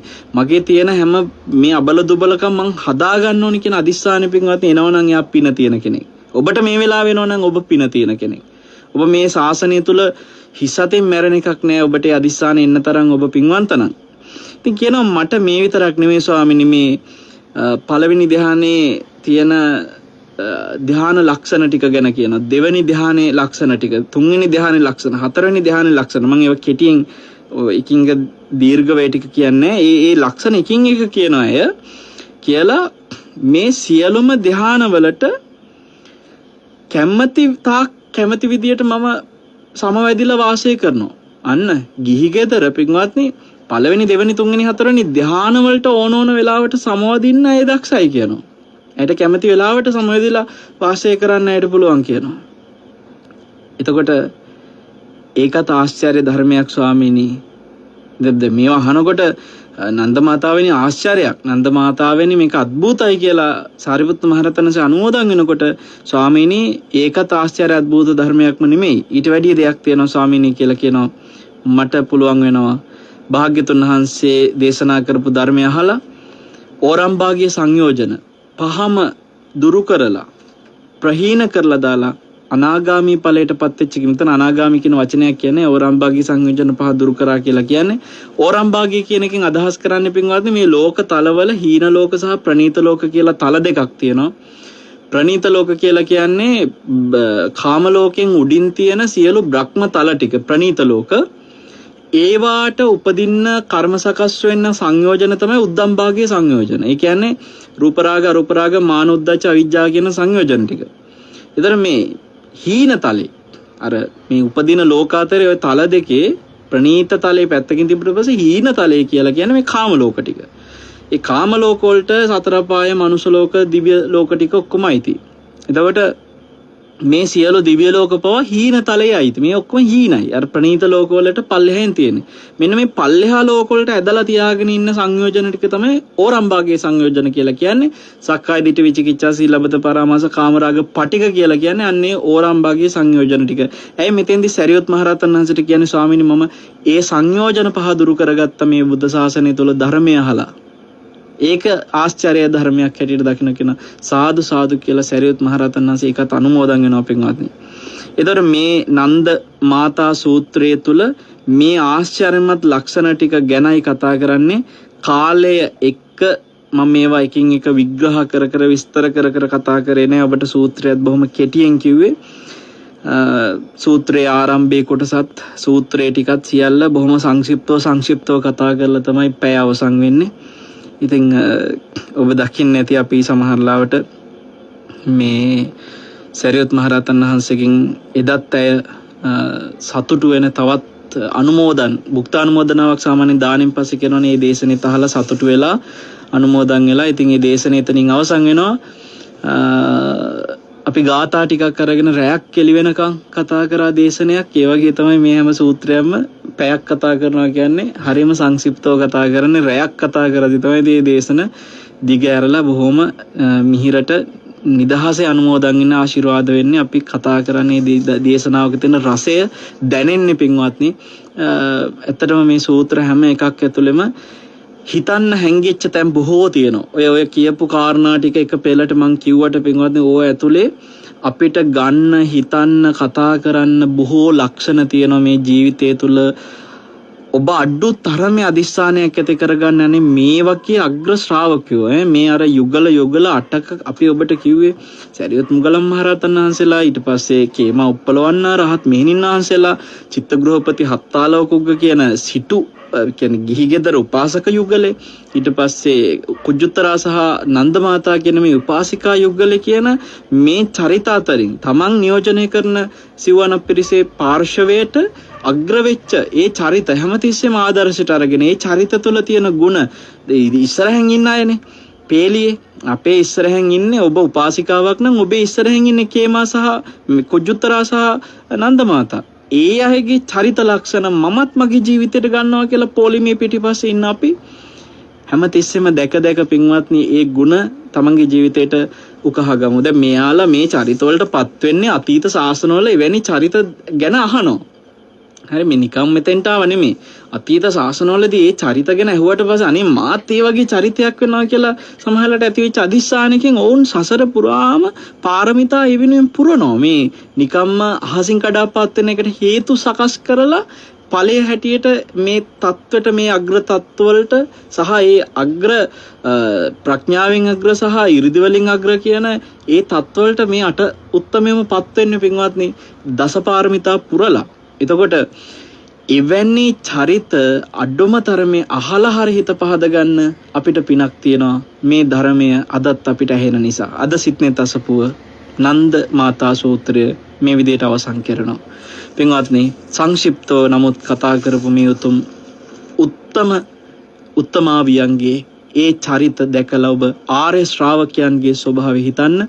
ගීගෙදර හිටියත් කොහොමද ඒ චරිත අද අපිට හීනෙන්වත් හිතන්න පුළුවන්ද මේ සමාජයේ තියෙන අධර්මිෂ්ඨකම්, මේ සමාජයේ තියෙන දුර්ගති දුර්ගුණ හැම දෙයක් එක්කම පිරිච්ච පින්වත්නි තමන්ගේ මහත්ය තමන්ගේ ස්වාමිය ඉක්මවා හැම තිස්සෙම හිතින් නොයෙක් දෙනා එක්ක බැඳෙන, සමහරට ගතින් බැඳෙන්න බැරි නීති රීති ASCII හිතින් බැඳිලා මහා ලෝකයක් ගොඩනගාගෙන පින්වත්නි සතර පායේ උපදින ඒ අය අතරේ මහා ලෝක බිඳලා අනාගාමී ඵලයටපත් වෙලා බඹලව ඉපදිච්ච උත්තමාවිට අපේ උතුම් ගෞරවය මේ වෙලාවේ හදවතින්ම පොද කරනවා නන්ද මාතාවට. අපි සියලු දෙනාම එවැනි ආර්ය ශ්‍රාවක ශ්‍රාවිකාවන් සරණ යනවා. ඒ ශ්‍රාවක ශ්‍රාවිකාවන් සියලු දෙනා තුල තියෙන සංඝ ගුණ අපි අනුමෝදන් වෙනවා. සරණ යමින් අනුමෝදන් වෙමින් අපිටත් මේ ගෞතම බුද්ධ ශාසනයේ මුතුම් චතුරාර්ය සත්‍ය අවබෝධ ඉක්මන් කරගන්න හැම දිනාටම භාග්‍ය වාසනාව සැලසේවා කියලා හදවතින්ම ආශිර්වාද කරනවා. සාදු සාදු සාදු. පින්වත්නි අද බත්තරමුල්ල පැලවත්තේ පදිංචි සුනිත් තාරක විජේසිංහ පුතා, වින්ද්‍යා ශමීගා රත්නායක මේ දියණිය, ඒ වගේම අකුරැස්ස ෆැෂන් ආකේඩ් ආයතනයේ සියලු පින්තුන් තමයි මේ දායකත්වයට එකතු වෙන්නේ. මට මතකයි මේ ඇත්තෝ මගේ මේ සිත්නේ තසපුවේ පළවෙනිම දායකත්වයට එකතු වෙච්ච දවසේ කරපු ප්‍රාර්ථනාව අදටත් මතකයි. ඒ ඇත්තන්ගේ කුළුඳුලේ ඉපදිච්ච පුංචි පුතාට අපූර්ව ප්‍රාර්ථනයක් හිතේ තියාගෙන දායකත්වයට ඉදා එකතු වුණා. පුතා වෙනුවෙන් පළවෙනිම උපන්දිනයට කරපු ප්‍රාර්ථනය තමයි මගේ පුතාට අපේ පුතාට ජීවිතේ පුරාම කල්යාණ මිත්‍රයෝ මුණ ගැහිලා ඒ කල්යාණ මිත්‍රයන්ගෙන් සද්ධර්මය ඇහිලා යෝනිසෝ මනසිකාරය කරන පුතෙක් වේවා ධම්මාන ධම්ම පටිපන්න පුතෙක් වේවා කියන ප්‍රාර්ථනා කරපු අපූර්ව අම්මා තාත්තා කෙනෙක් තරුණ අම්මා තාත්තා කෙනෙක්. ඉතින් අපි ආශිර්වාද කරමින් ඒ සත් ප්‍රාර්ථනාත් සිහි කරනවා. ඒ අය සටහන් කරලා තියෙනවා අපව ධර්ම මාර්ගයට යොමු කරපු සුජීවත්ව සිටියේදී නොදුටු කල්යාණ මිත්‍ර අතිපූජනීය ගංගොඩවිල සෝම ස්වාමීන් වහන්සේටත් දරණාගම කුසල ධම්ම ස්වාමීන් වහන්සේට ඒ වගේම රේරුකාණී චන්දවිමල ස්වාමීන් වහන්සේටත් මේ ධර්ම දානමය කුසලය කර්මය අනුමෝදන් වේවා කියලා අපවත් විවදාලේ උත්තමයන් වහන්සේලා සිහිපත් කරගෙන ඒ වගේම මේ යටත් විජිත සමයේදී සමාජය තුළින් යටපත් වූ ශ්‍රී සද්ධර්මයේ නැවත ක්‍රමානුකූලව මතු කර දීමට අපමණ වෙහෙස මහන්සි වූ සියලුම සංඝයා වහන්සේලාට මේ ධර්ම දානමය කුසල කර්මය අනුමෝදන් වේවා කියලා ප්‍රාර්ථනා කරගෙන තිබෙනවා. ඒ වගේම ජනවාරි 28 වෙනි දින ජීවිතේ තවත් වසරක් සම්පූර්ණ කරන වින්ද්‍යා ශමීගා රත්නායක ඒ ආදරණීය මහත්මිය අපි මේ සුනිත් පුතා සටහන් කරලා තියෙන තමන්ගේ ආදරණීය බිරිඳට අන බලන්නේ බිරිඳ වෙනුවෙන් කරන ප්‍රාර්ථනාවේ විශේෂත්වය බිරිඳට කියන්නේ වෙන මොනවත් නෙමෙයි කියලා තියෙන්නේ සද්ධර්ම මාර්ගය තුල දිවි ඇති තෙක් නිවැරදි සිහිය පිහිටුවාගෙන කටයුතු කරන්න ආශිර්වාද කරනවා කියලා. අකුරැස ෆැෂන් ආකේඩ් ආයතනයේ සේවක මහත්මීන්ටත් සැපයුම් කරුවන්ට සහ සියලු පාරිභෝගිකයන්ට සෙත් ප්‍රාර්ථනා කරමින් සියලුම දෙනාට සංසාරගත ඥාතීන්ටත් පින් අනුමෝදන් කරමින් මේ ධර්ම දානමය කුසල කර්මය අනුමෝදන් වේවා කියලා තමයි ප්‍රාර්ථනා කරලා තියෙන්නේ. තමන්ගේ ආදරණීය බිරිඳගේ ජනවාරි 28 වෙනිදාට යෙදෙන ඒ කියන්නේ ඊයේ දවසේ යෙදිච්ච ඒ උතුම් කල්යාණ ජන්මදිනය වෙනුවෙන් කරපු සත් ප්‍රාර්ථනාව ඒ උතුම් ප්‍රාර්ථනාව අපි සඵල වෙන්නට මෙත් සිතින් සෙත් පතමින් සසරගත සියලු සිහිපත් වෙන නොවන මියගේ ඥාතියොත් මෙපෙන් බලෙන් පරලොව සැනසෙත්වා කියලා පින් අනුමෝදන් කරන ගමන් වෛශ්‍රවණ දිව්‍ය රාජ්‍යය ඇතුළු කොට සියලු සතරවරන් මහා දෙවි රජවරු වගේම සක්දෙව් රජුන් සහ විශේෂයෙන්ම අපි හරිම ආදරෙන් සිහිපත් කරන සුමන සමන් දිව්‍ය රාජෝත්තමයන් වහන්සේ ඇතුළු කොට ඇති සියලු සම්‍යක් දෘෂ්ටික දෙවිවරුත් මෙපින් බලෙන් දෙව්ලොව සැනසෙත්වා සුවපත් වෙත්වා කියලා අපි මෙත් සිතින් ආශිර්වාද කරන ගම සුනිත් වින්ද්‍යා ඇතුළු ඒ පවුලේ පින්වත් දරුවන්ටත් ඒ වගේම අකුරැස ෆැෂන් ආකේඩ් ආයතනයේ සියලුම සිහිපත් කළ නොකළ ඒ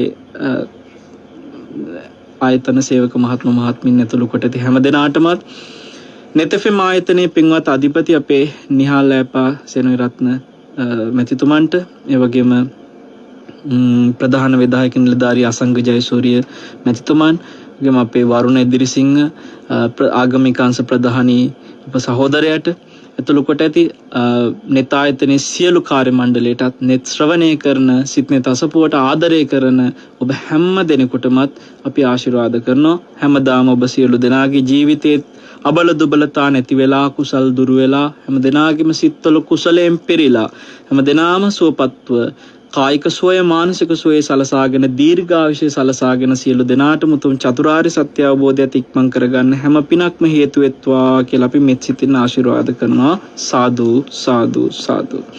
ආකාසට්ටා ච බුම්මට්ඨා දේවානාගා මහිද්దికා පුඤ්ඤන්තං අනුමෝදිත්වා චිරන් රක්칸තු ශාසනං චිරන් රක්칸තු දේශනං චිරන් රක්칸තු ත්වං සදාති. සාදු සාදු සාදු.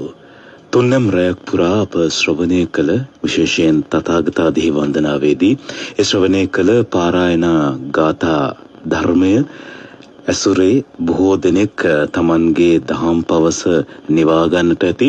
බොහෝ දෙනෙක් සඳහන් කළ දෙයක් තමයි අපිට හැකිනම් තථාගතාදී වන්දනාව අපේ හැමදෙරේ මාසයකට සැරයක් කරන්න කියලා. සිත් නෙත් අසපුව නෙත් අසපුව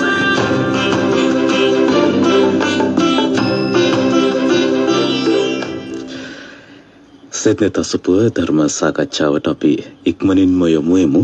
ඒ සඳහාත් අපි নমස්කාර පූර්වකව නැවත ධම් සභා මණ්ඩපය වෙනුවෙන් පිළිගනු ලබන්නේ පූජනීය වන්දනීය වල්පොළ ගෞතම ස්වාමීන් වහන්සේ.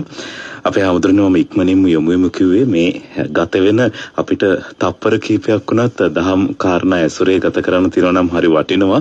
එහෙම දැනෙන්නේ දැන් එදා ඔබ වහන්සේ තථාගතාදි වන්දනාව මේ තුන්යම් රැය පුරාම දේශනා කරද්දී ඇත්තටම නොනිදා පහන් කරන්න දැන් මටත් හැකියාව ලැබුණා. ඒදී ඇත්තටම එදා තමයි මේ පාරායන සූත්‍රය එහෙම නැත්නම් පාරායන ගාථා පිළිබඳ අපි බොහෝ දේවල් දැනගත්තේ. කොයිතරම් සුන්දරද මේ ගාථා ඇතුලේ තියෙන දේවල්. අමාමෑණි බුදු පියාණන් වහන්සේගේ ගුණ කොයිතරම් අපූර්වයෙන් වර්ණනා කරලා තියෙනවද කියලා දැනගන්න ලැබුණා. ඒ නැවත නැවත ශ්‍රවණය කරන්න තියෙනවා නම් හොඳයි කියලා බොහෝ දෙනෙක් කියනවා. අපි ඉදිරි තථාගතාදි වන්දනාවලදී සමහර විට වෙනත් ආකාරයකින් බුදුගුණ දේශනා වෙන්න පුළුවන්. නැත්නම් පාරායන ගාථා ඇසුරේ මේ බුදුගුණ දේශනා වෙනවා වෙන්න පුළුවන්. බලමු. අපි මේ පිළිබඳව ඔබට කියන්න කරුණු තියෙනවා. දැන් උතුරුකුරු දිවයිනේ ඉඳලා රාජකාරියට ගිය වෛශ්‍රවණ දෙවිය පුත්‍රයා අහසින් යනකොට මේ වේලුකණ්ඨකේ නන්දමාතාව අපේ හාමුදුරුවනේ මහා භක්තියෙන් පාරායන වර්ගයේ ගාථා සජ්ජායනා කරනවා කියලා කවුද මේ ගාථා ගායනා කරන්නේ? ඇය අනාගාමී මවක්. ඉතින් මෙහිදී ඇය සාරිපුත්ත මහරහතන් වහන්සේට හරි අපූර්ව කතාවක් කියන මේ වෛශ්‍රවණ දිව්‍ය පුත්‍රයා හමුවීම නෙවෙයි අద్భుත කාරණාව. Taman අවබෝධ කරගත්ත ධර්මය ගැන කියනවා. මොකද ඇය අනාගාමී කියලා කියන්නේ ආයේ කාම ලෝකයට එන්නෙත් නෑ. අපේ හැමතුරුනේ වහන්සේ සඳහන් කළ පරිදි සක්කාය දිට්ඨිය සම්පූර්ණයෙන් ප්‍රහාණය කරලා ඉවරයි. විචිකිච්ඡාව සීලබ්බත පරමාස ප්‍රහාණය කරලා ඉවරයි. දැන් එදා මට මතක් වුණේ මේක කියනකොට අපේ හැමතුරුනේ දැන් අපි කූරගල පින්කම කරද්දී ජනාධිපතිවරයා පැමිණ දැන් බොහෝ දිනකට තිබ්බ දෙයක් තමයි ජනාධිපතිත් ආවනේ මේ කෝරගලට. නමුත් එහිදී සමහර විට තථාගතාදි වන්දනාව සිද්ධ වුණා. අර මහාසයි මේ පූජා වස්තු තැන්පත් කරලා දැන් මේ දේ ගැන කතා කරනට වඩා වෙන වෙන දේවල් කතා කරන අවස්ථා බහුලව සමාජයේ තියෙනවා අපේ හාමුදුරනේ. දැන් ධර්මයේ පිළිබඳ මේ විදිහට අභිමාණයෙන් කතා කිරීම කොයි විදිහටද වහන්සේට තවදුරටත් විග්‍රහ කරන්න තියෙන්නේ කියලා අපි මුලින්ම විග්‍රහ කරමු අපේ හාමුදුරනේ. දැන් ඇත්තටම සමීර මේ අත කෙනෙකුට මේක වුණා නම් කියලා අපි බැලුවොත් නේද? එහෙනම් අවුරුද්දක් විතර යනකම් ඒ අම්මයි ගෙදරට YouTubers-ලා යයි නේද? මොකද උනේ කොහොමද දැන් තත්ත්වේ මොන වගේද? ඇත්තට මොනවද කිව්වේ? ආයි හම්බෙනවා එහෙම කිව්වේ නැද්ද? අපිටත් බැරිද පොඩි chance එකක් ගන්න? මේ දැන් ඔබතුමියත් එක්ක කන්ටැක්ට්ස් තියෙනවනේ අපිටත් පොඩ්ඩක් ඉඩක් හදලා දෙන්නකනේ. හරි දේවල් වෙයි අද එහෙම වුණා නම්. වෛශ්‍රවණ කියපු දේ. ඔව්. විවිධ මාතෘකා දාමින් කියයි අපිට. හොඳ මේ thumbnail ටිකක් එයි මේ හරි අපූර්ව විදියට. මවා ගනි මිනිස්සුනේ අතිශෝක්ති දාලා දැන් අද කෙනෙකුට පොඩි දෙයක් කියවන තව එකතුත් කරලා දායිනවා වගේ. අද බලන්නකෝ සමීර සමහරට නිකන් ඡායක් ළඟ මේ දේවතායලි කියලා එලි ටික වදිනකොට ඒක දේවතායලි වෙන්න පුළුවන්. හැබැයි මේ සමහරට අර සෑයේ කරපු මහා වන්දනාවම අනුමෝදන් වෙන්න තියෙන ඔක්කොම මොකද අර එලි තමයි කතාව. එන්නේ දෙවිවරු ටික තමයි ලොකු. ඇත්තටම දැන් ඇය මේ කියන කාරණා එක බැලුවට පස්සේ ඇය මේ වෙනකොට අර වීසා අරගෙන වගේ සුදුසුකම් ලබලා ඉන්නවා. තව එක ආත්මයක් ඇතුලේ අරහත්ත්වයටපත් වෙන්න. අනාගාමීනේ. ඒ කියන්නේ න ආගාමි. ආයි එන්නේ කාම ලෝකෙට. දැන් වෛශ්‍රවණ දිව්‍ය රාජයා කොහේ කෙනෙක්ද? මේ දෙවියන් අතර ඉන්නේ. එතකොට චාතුම් මහරජික කියන්නේ කාම ලෝකේ. හීන ලෝකයේ ඇතුලේ කෙනෙක්. හරි. එතකොට ඇයි හීන භාවයට හේතු වෙන සංයෝජන දුරු කරලා. වෛශ්‍රවණ දිව්‍ය රාජයා අනාගාමී නෑනේ. එතකොට ඇය දැන් සරියුත් මහරහතන් වහන්සේ ළඟදී කතා කරනකොට කියපු විදි විතරක් නෙමෙයි. බලන්නකෝ දෙවියා එක කතා කරද්දී උනත් එහෙමයි. හම්බෝ එහෙමද ඔබ ආවා මට හිතා ගන්න බෑ පුදුමයි. ඒ උන් නෑනේ සර්ප්‍රයිස් උන් නෑනේ. යහපත් කතා කරන වචන කතා කරන පුරුෂය එච්චරයි අපේ හැමදෙරම. කිව්ව ගම අනුමෝදන් වෙන්න මගේ පින. එහෙමයි. මේක ඔබට තෑග්ගක්. එච්චරයි. ඒ හරි පුදුමයි. කියන්නේ එවැනි චරිතයක් අපි අද හිතන්න ඕනේ අපිට ඇත්තටම මේ උසස් කියලා අපි දකින දේවල් ඇත්තටම උසස්ද? අපි මහා ශ්‍රේෂ්ඨයි කියලා හිතන ශ්‍රේෂ්ඨයිද? ඔබ කිව්වා හරි උත්සවයකට දේශපාලඥයෙක් ආවම ඒක මහා ලොකු දෙයක්. සමහරලාට මම දැකලා තියෙනවා මේ පින්කම් වලට එක්කොන්න තොරණක් විවෘත කරනවා, පන්සලේ ගාන්ටාර පුරන, එහෙම නැත්නම් බ්‍රෝධි ප්‍රාකාරයක්, චෛත්‍යයක් මොකක් හරි විවෘත කරනවා. තොරණක් ගන්නවා. තොරණේ තියෙන්නේ ජනාධිපතිතුමා, හය ආසවල් ඇමතුමා සාදරයෙන් පිළිගන්නවා. මේවා තමයි තොරණේ තියෙන්නේ. අර පින්කමක් කෙරෙන්නේ. එතකොට සමහරලාට මිනිස්සු එතෙන්ට ආවට පස්සේ මිනිස්සු දැන් සමහරු බයිනව නැති දැන් හැබැයි එතෙන්ට ආවම මම දැකලා තියෙන දේශපාලකයන්ට අත් දෙක එකතු කරාම බැඳගෙන ඉන්නවා. එහෙම. නේ?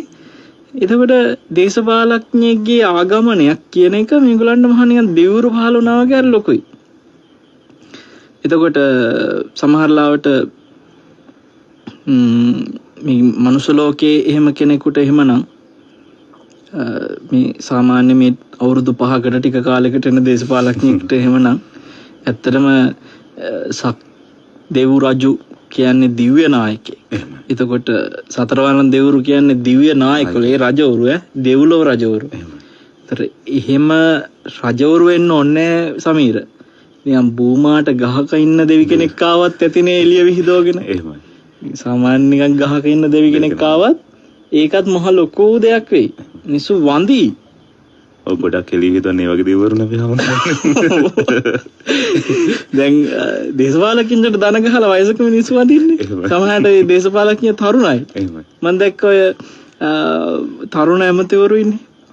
සමහරට ඇමතිතුමාගේ තාත්තා මේ ඉහළ ප්‍රබලම දේශපාලකයෙක් වෙන්න පුළුවන්. හරිද? එතකොට මේ තරුණ ඇමතිවරුන්ට වයසක මිනිස්සු වඳිනවා. ඒ ආචාර්ය මහාචාර්යවරු පවා වඳිනවා. දන ගහනවා වඳිනවා, අත එකතු කරගෙන වඳිනවා. මේ මෙහෙම සාමාන්‍ය මිනිස්සෙක් එක්ක මෙහෙම වුණාම මේ මිනිස්සුත් එක්ක අර දෙවරු එක්ක කොහොමද? එහෙම බැලුවම දිව්‍ය රාජ්‍යයක් ආව තැන ගණන් ගන්න නැතුව එහෙමද? එහෙනම් ඔබට ඒ කියන්නේ අපහාස කරෙත් නැහනේ. ඒ ශ්‍රාවකත්වයේ යාවේ මොකටද? මේ ධර්මයේ අහලා අනුමෝදන් වුණා.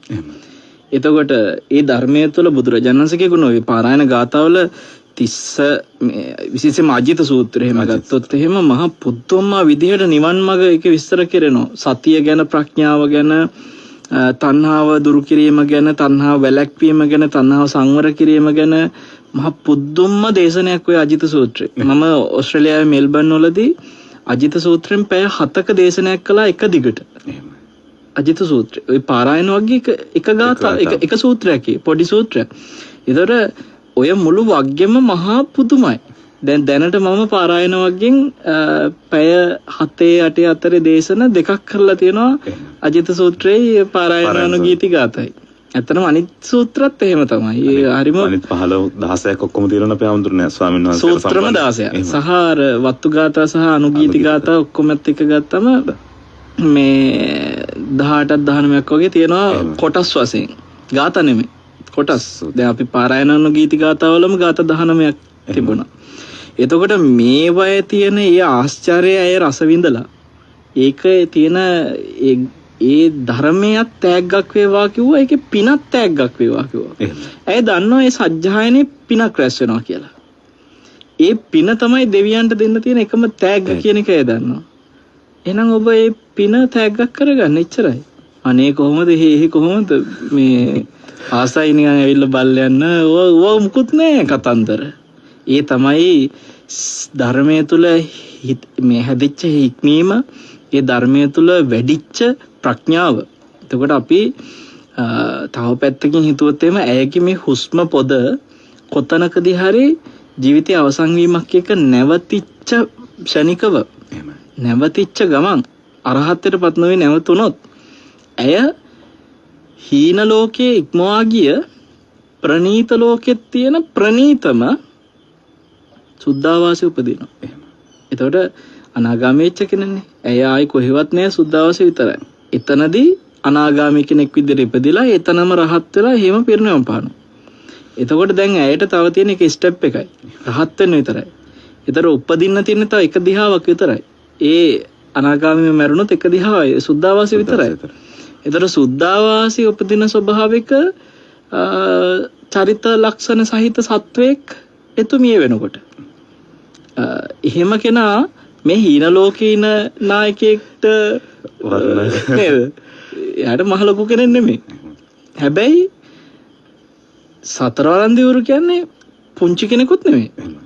එහෙම ප්‍රබලගේ එකනේ සරියුත් මහරහතන් වහන්සේ මෙච්චර මහේසාක්‍ය කෙනෙක් ඇවිල්ලා කතා කරනවා කියන්නේ ඔබතුමිය හරිම ආශ්චර්යවත් කෙනෙක් නේ කියලා කියන්නේ සරියුත් මහරහතන් වහන්සේ කියන්නේ මොකද ප්‍රඥාවෙන් මේ හීන කෙනෙක් නෙමෙයිනේ.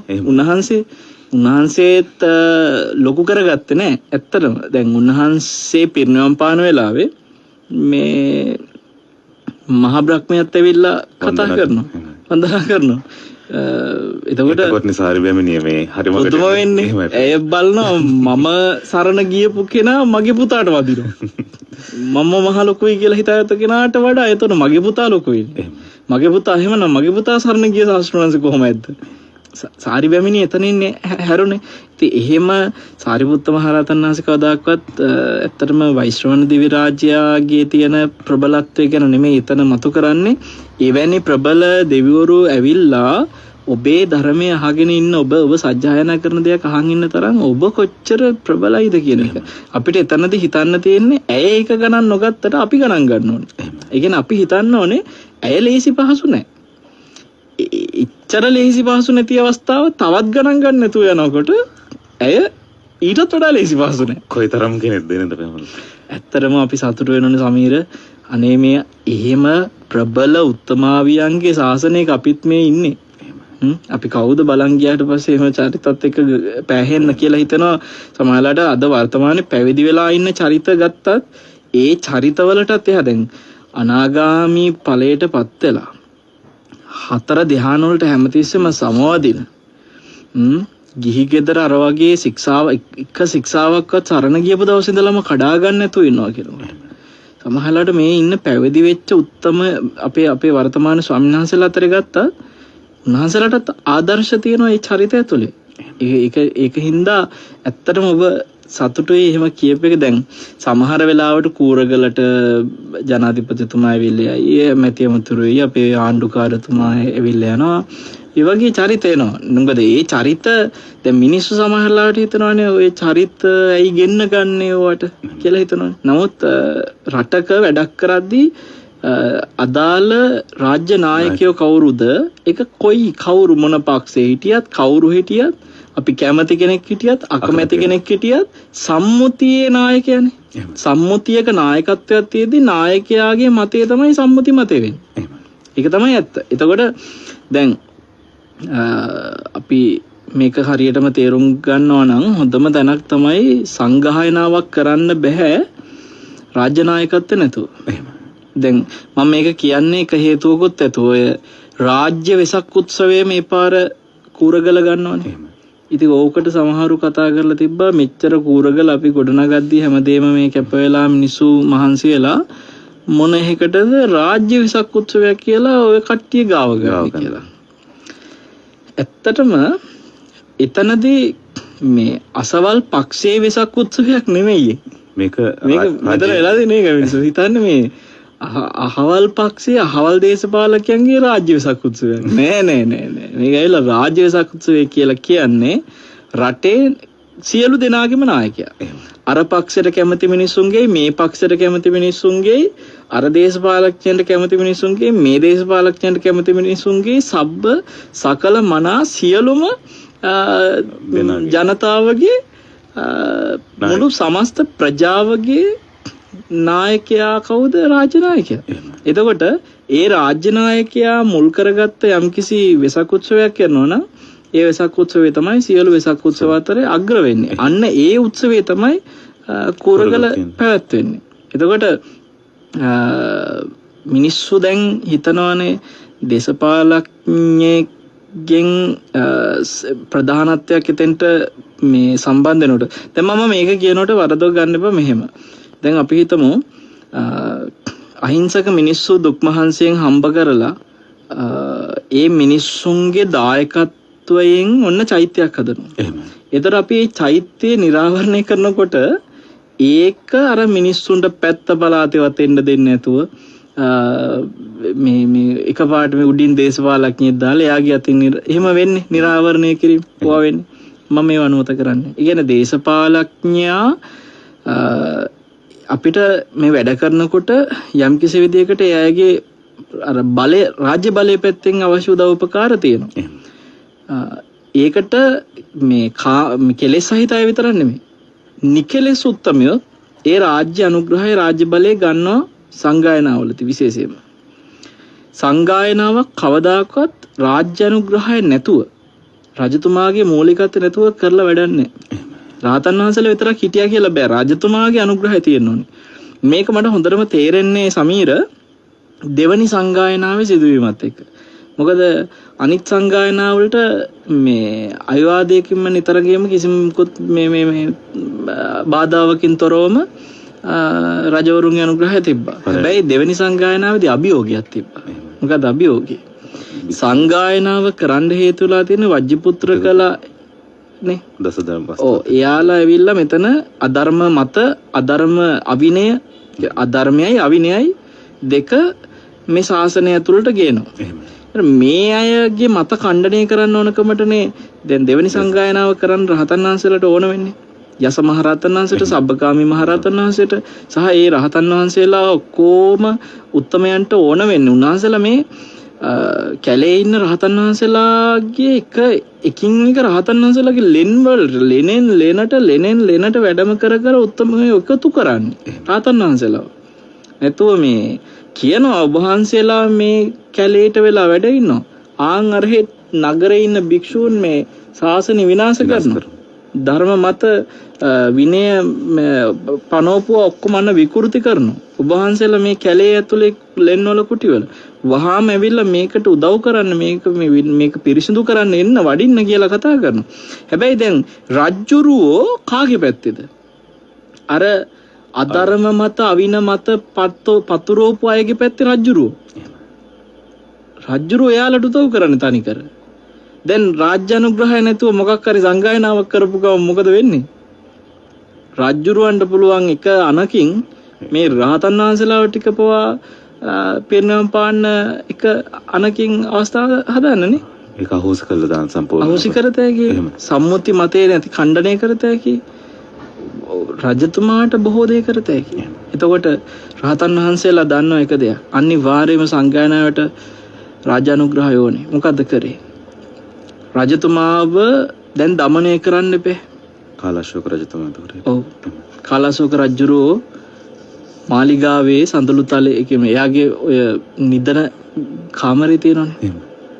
ඕකේ ඉන්න වෙලාවේ සමීර එක රහතන් වහන්සේ නමක් මුළු මාලිගාවම ගිනි ගන්න විදිහට 이르දියෙන් දකින්න සැලැස්සුව රජුරවන්ට. රජුරෝ දැන් හිතපු නැති දෙයක් එකපාරට මේ මුළු මාලිගාවම ගින්නෙන් පිරීලා.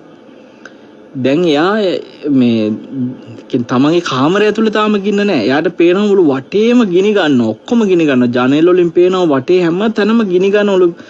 ඒ කියන්නේ කොටිම කියනවා වට කරගෙන ගිනි ගන්නවා. රාජධානියම ගිනි පැතිරිලා. මෙයා බේරෙන්න උත්සාහ කරනවා සමීර. එයාගේ දොරවල් ලොක් වෙලා. දොරවල් වැහිලා. ඊට පස්සේ මෙයා කෑ ගහනවා. කවුරු හරි මාව බේරගන්න කියලා. අන්තිමේදී මෙයාට අසරණකමක් දැනෙනවා. ඒ ගිනි ජාලාවට අහු වෙලා අද මම මැරෙයි කියලා මහා පුදුම අසරණකමක් දැනෙනවා. රහතන් වහන්සේ නමක් ඒ වෙලාවේ රජතුමාට ඇහෙන ධර්මයේ කියනවා. රජතුමනි මේ ගින්න පොන්චි ගින්නක් කිව්වා. නමුත් ඔබ මෙවැනි ගින්නකින් ජීවිතේ නැති වුණා කියමුකෝ. හැබැයි ඔබ ඒ ජීවිතේ රැස් කරගත්ත කර්මත් එක්ක නිරේ ගිහිල්ලා විඳින නිරාදුක මේ වගේ නෙමෙයි. ඒ නිරේ විඳින දුක රජතුමනි ඔබට බොහෝ කල දුක පිණිස හේතු වෙනවා. මෙහෙමයි කියලා ධර්මයේ හරි අපූර්වට රජුරවන්ට තේරුම් කරලා දීලා කිව්වා මේ ගින්න ඔබට දැන් ධර්මයට පැහැදුනා. සම්පූර්ණ පැහැදුනා මම මේ මොකද්ද කරන්නේ මම කොහෙද යන්නේ මම ඇස් වහගෙන මේ යන්න දිහාව මොකද්ද කියලා රජතුමාට බය ඇති වෙලා රජුරුව මොකද කරන්නේ සාදු සාදු ස්වාමීනි අද තමයි මගේ ඇස් ඇරුණේ කියලා පහදිනවා. අනේ ස්වාමීනියත් මාව මේ ගින්නෙන් බේරගන්න කියනවා. රජතුමනි ඔබ මේ පැහැදිච්ච මේ ආශ්චර්යමත් ධර්මයේ කියා දෙන්න ඕනකමට ඔබ දමනය කරන්න ඕනකමට අයකුවා මේ ගින්න 이르දියෙන් මැව්වේ. රාතන් වහන්සේලාගේ ගින්න. ඔන්න ඔය විදියට ලොකු උත්සාහයක් දරලා තමයි සමීර මේ රහතන් වහන්සේලා සංගායනාවට රජතුමාව නම්ම ගත්තේ. හරව ගත්තේ. ඒතර අර නැත්තම් වෙන්නේ මේකනේ. රජ්ජුරුවොත් නිරේ යනවා අධර්මයට උදව් කරලා ඒ අධර්මවාදීනුත් නිරේ යනවා රටවැසියත් ඒකට අහු වෙන රටවැසියත් නිරේ යනවා. දැන් ඉදන්නවා ලංකාවෙත් ඔය මහා විහාරය බේගිරිය අතරේ ගැටුම් තියෙනකොට රජවරු සමහරලාට මහා විහාරයට විරුද්ධ වෙලා බේගිරියට උදව් කරන අවස්ථා තිබ්බා. ඒ වෙලාවට රටේ සියලු රටවැසියන්ට පතුරවන්න උදව් කරන්න කිලිම රාජ්‍ය අනුග්‍රහය දීලා අධර්ම මතේ ධර්ම මත පතුරවන්න රාජ්‍ය අනුග්‍රහය දුන්න ගමන් මොකද වෙන්නේ? මිනිස්සුන්ට යන්නේ ඒ දේශන අරව හංගනවා. ඒවට ඉඩ දෙන්නේ නැහැ. සද්ධර්මය යට කරනවා අධර්මයේ ඉස්මතු කරනවා. දැන් ඔය බුදු බව පැතීම් වගේ ගොඩාක් දේවල් මිනිස්සු අතරට රාජ්‍ය අනුග්‍රහයෙන් න්යාවේ. ඒවට පිළිම හදලා ප්‍රතිමා වන්දනා ක්‍රම හදලා ඒවට පොත් ලියවලා මිනිස්සු අතරට ඕන මතයක් ගේන්න පුළුවන් රටක නායකයෙකුට. එතකොට දැන් අද වුණත් බලන්නකෝ සමහරලාට රජවරුන්ට පුළුවන් Tamanට ඕන විදිහට මාධ්‍ය හසුරලා නේද? මතයන් නිර්මාණය ඕන මත නිර්මාණය කරත හැකි. හරි? එතකොට රටක් විනාශ කරන්නත් ඕන්ට පුළුවන්. රටක් ගොඩනගනවා නම් ඕන දෙයක් ඕන්ගේ අතේ තියෙන. දැන් අපිට අවාසනාවට විනාශ කරන අය ඒවට යන්න ඕනේ මාතෘකාවට. ඒතර මෙතනදී අපි කියන්නේ ඒ අය යම්කිසි උත්සවයකට ඇවිල්ලා ඔවුන්ගේ අනුග්‍රහය රාජ්‍ය අනුග්‍රහය යම්කිසි ශාසනික කාර්යයකට දෙන්න ඉදිරිපත් වෙන එක ප්‍රශ්නයක් නෑ. හැබැයි ඉතින් ඔවුන් එතෙන්ට ආවට පස්සේ ඔවුන්ගේ ආරක්ෂාව සලසගෙන ඒ ඔක්කොම කමන්නේ. හැබැයි මේ මිනිස්සු අත් එකතු කරගෙන වැඳගෙන එහෙම එපා. හරිද? එතෙන්දි ධර්මය වෙනුවෙන් නම් භාග්‍යතුන් වහන්සේ වෙනුවෙන් නම් තමන්ගේ ශ්‍රාවකත්වය මතක තියාගෙන තමන් ඉන්න ඕනේ ඒ විදියට. ස්වාමීන් වහන්සේ නමක් මේ ධර්ම සභා මණ්ඩපයක ධර්ම දේශනා කරන අතර දේශපාලඥයෙක් කෙනවා නම් මේ හැරි බලන්න නැගිටින්න විශ්මයටපත් වෙන්න අවශ්‍ය නැහැ අපේ. හොඳම උදාහරණය අර කළුදිය පොකුණේ කළුබුද්දරක්කිත මහරහතන් වහන්සේ දා තුන්යම පුරා කාලකාරාම සූත්‍ර දේශනා කරද්දී සද්ධාතිස්ස රජතුමා එනකොට මහා පරක්කුවකුත් නෙමෙයි මේ දේවතා ආරාධනාව පටන් අරන්. ඒ කියන්නේ බණ පටන් අරන් ඉවරනේ. දැන් රජ්ජුරුව අර සෙනග මැද්දෙන් ආවොත් ඇවිල්ලා ඉස්සරහෙන් වාඩි වුණොත් රජතුමා කල්පනා කරා මිනිසුන්ගේ අවධානය මේ උත්තමයන් වහන්සේගේ මේ ගම්බීර බුදුගුණ දේශනය ආරම්භයෙන්ම අවධානය බිඳිනවා මම. ඒක මහා පවක්. රජ්ජුරුව ඉස්සරහට එන්න තියා මැදකටවත් ආවේ නෑ. සියලු දෙනාගේ පිටිපස්සෙම හිටියා. මොකද එතුමා දැනගත්තා මං ඕක ඉස්සරහට යන්න ගියාම මිනිසුන්ගේ අවධානය බිඳිනවා. පිටිපස්සෙම හිටියා. දැන් සමහරලාවට මේ අපි ඔය අමාත්‍යංශ කාර්යාලවල ඔය වගේ ඒවට බනට ගියාම මේ ඒ අමාත්‍යංශ වලින් එක්ක සභාපති අධ්‍යක්ෂක ජෙනරල් ඔය වගේ අය අර පරක් වෙලා දැන් එයාගේ මොකක් හරි අපි මීටින් එක මොන හරි තිබ්බ වෙන්න පුළුවන්. හැබැයි දැන් මේ කැමති නෑනේ පිටිපස්සේ වාඩි වෙන්න. අර දේශනාව අස්සෙන්ම ඇවිල්ලා ඉස්සරහෙම වාඩිනවා. ඉතින් අර මිනිස්සු දැන් ඒගොල්ලන්ගේ අධ්‍යක්ෂක ජනරල් ඒගොල්ලන්ගේ තනතුරට අනුව අර ගොල්ලෝ හරි ලොකුයි.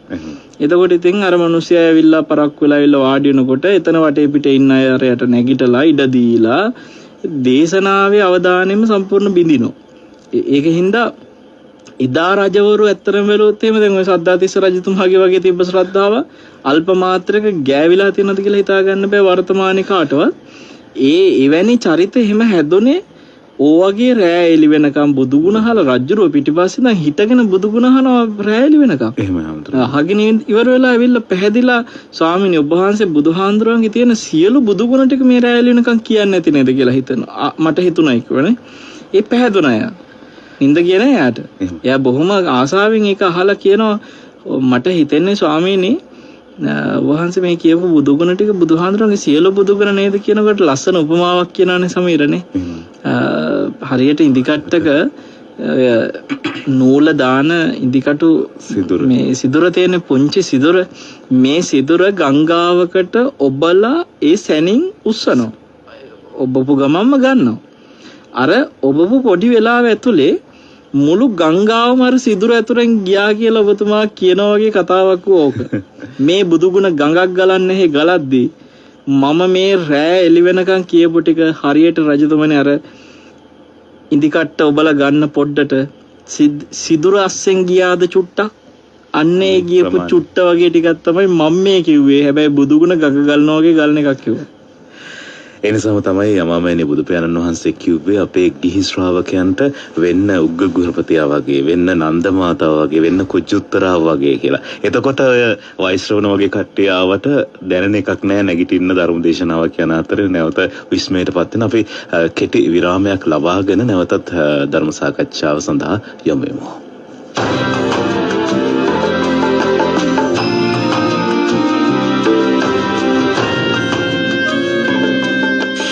net asapur net asapur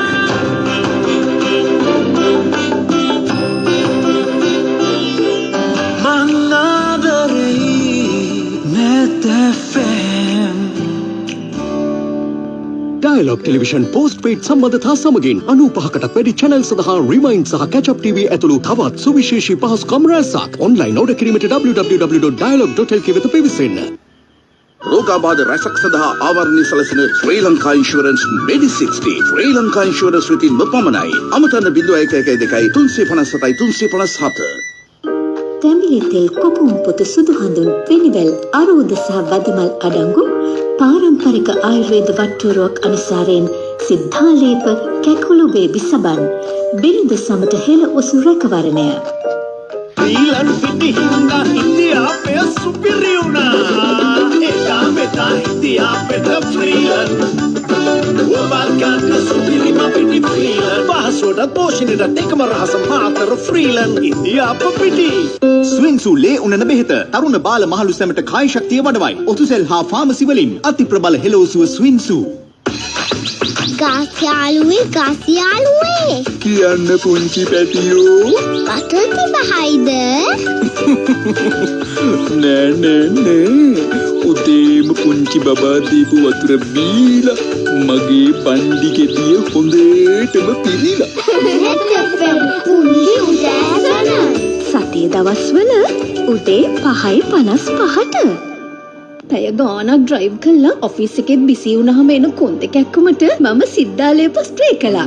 කාල වේදනාවට සහනය. හෑන්ඩ් බෑග් එකටත් ෆිට. සිද්ධාලේප පරම්පරා ගණනාවක විශ්වාසය දිනු සහනය. දහමට හුරු සත්සිත ඇති පිරිපුන් පරපුරක් බිහි කරනු පිණිස ගොඩනැගෙන මෙත් සිත් අරණේ. බෝධි රෝපණය කිරීමේ පුණ්‍ය මංගල්‍ය.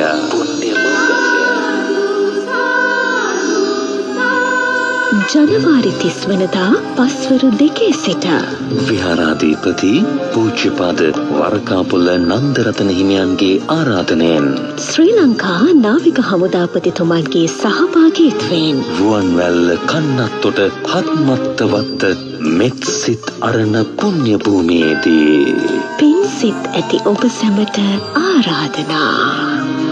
පැතිබර දායකත්වය 30 වසරක පළපුරුද්ද සමග විනානුකූලාට පිරිකර පූජා භාණ්ඩ වගකීමක් සහිතව පහසු මිලට එදිරිසිංහ පූජා භාණ්ඩ බදුවත්ත හන්දිය ඇහැලියගොඩ සහ මොරගහයට රත්නපුර නවතම ශාඛාව පැල්මඩුල්ල පාතකඩදී දැන් විවෘතයි 036 22 590 ABC Concrete Works යටියන්තොට ඔබට අවශ්‍ය කොන්ක්‍රීට් හියුම් පයිප සෙප්ටික් ටැංකිය ඇතුළු සියලු කොන්ක්‍රීට් නිෂ්පාදන සඳහා ABC Concrete Works යටියන්තොට 077 83 91 324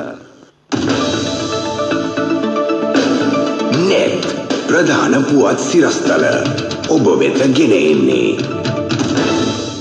අටසියවසක් පුරා ජාතියක් විශ්වාසය තිබූ ලොතරැයි නොවේ කිරුළ මහජන සම්පත රටටම සම්පත. ගැරඩි අල්ලේ අතුරුදන් වූ 5 දෙනෙකුගෙන් සිව් දෙනෙකුගේ සිරුරු සොයා ගැනේ. කොරෝනා ආසාදිත වූ පුද්ගලයින්ට මාස 2කට පසු බූස්ටර් මාත්‍රාව. අධිවේගී මාර්ගවල වාහන අලුත් වැඩියා කරන රියදුරන්ට වැඩවරදී. වැඩි විස්තර දැනගන්න රාත්‍රී 9ට net news අහන්න. net ප්‍රධාන පුවත් සිරස්තල ඔබ වෙත ගෙන ආවේ අටසියවසක් පුරා ජාතියක් විශ්වාසය තිබූ ලොතරැයි නොවේ කිරුළ මහජන සම්පත රටටම සම්පත.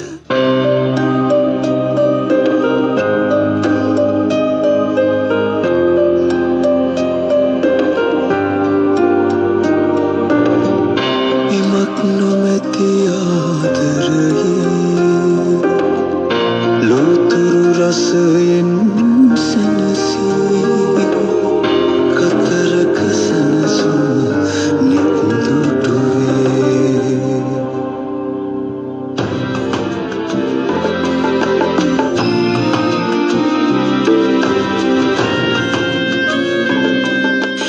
net අසපුව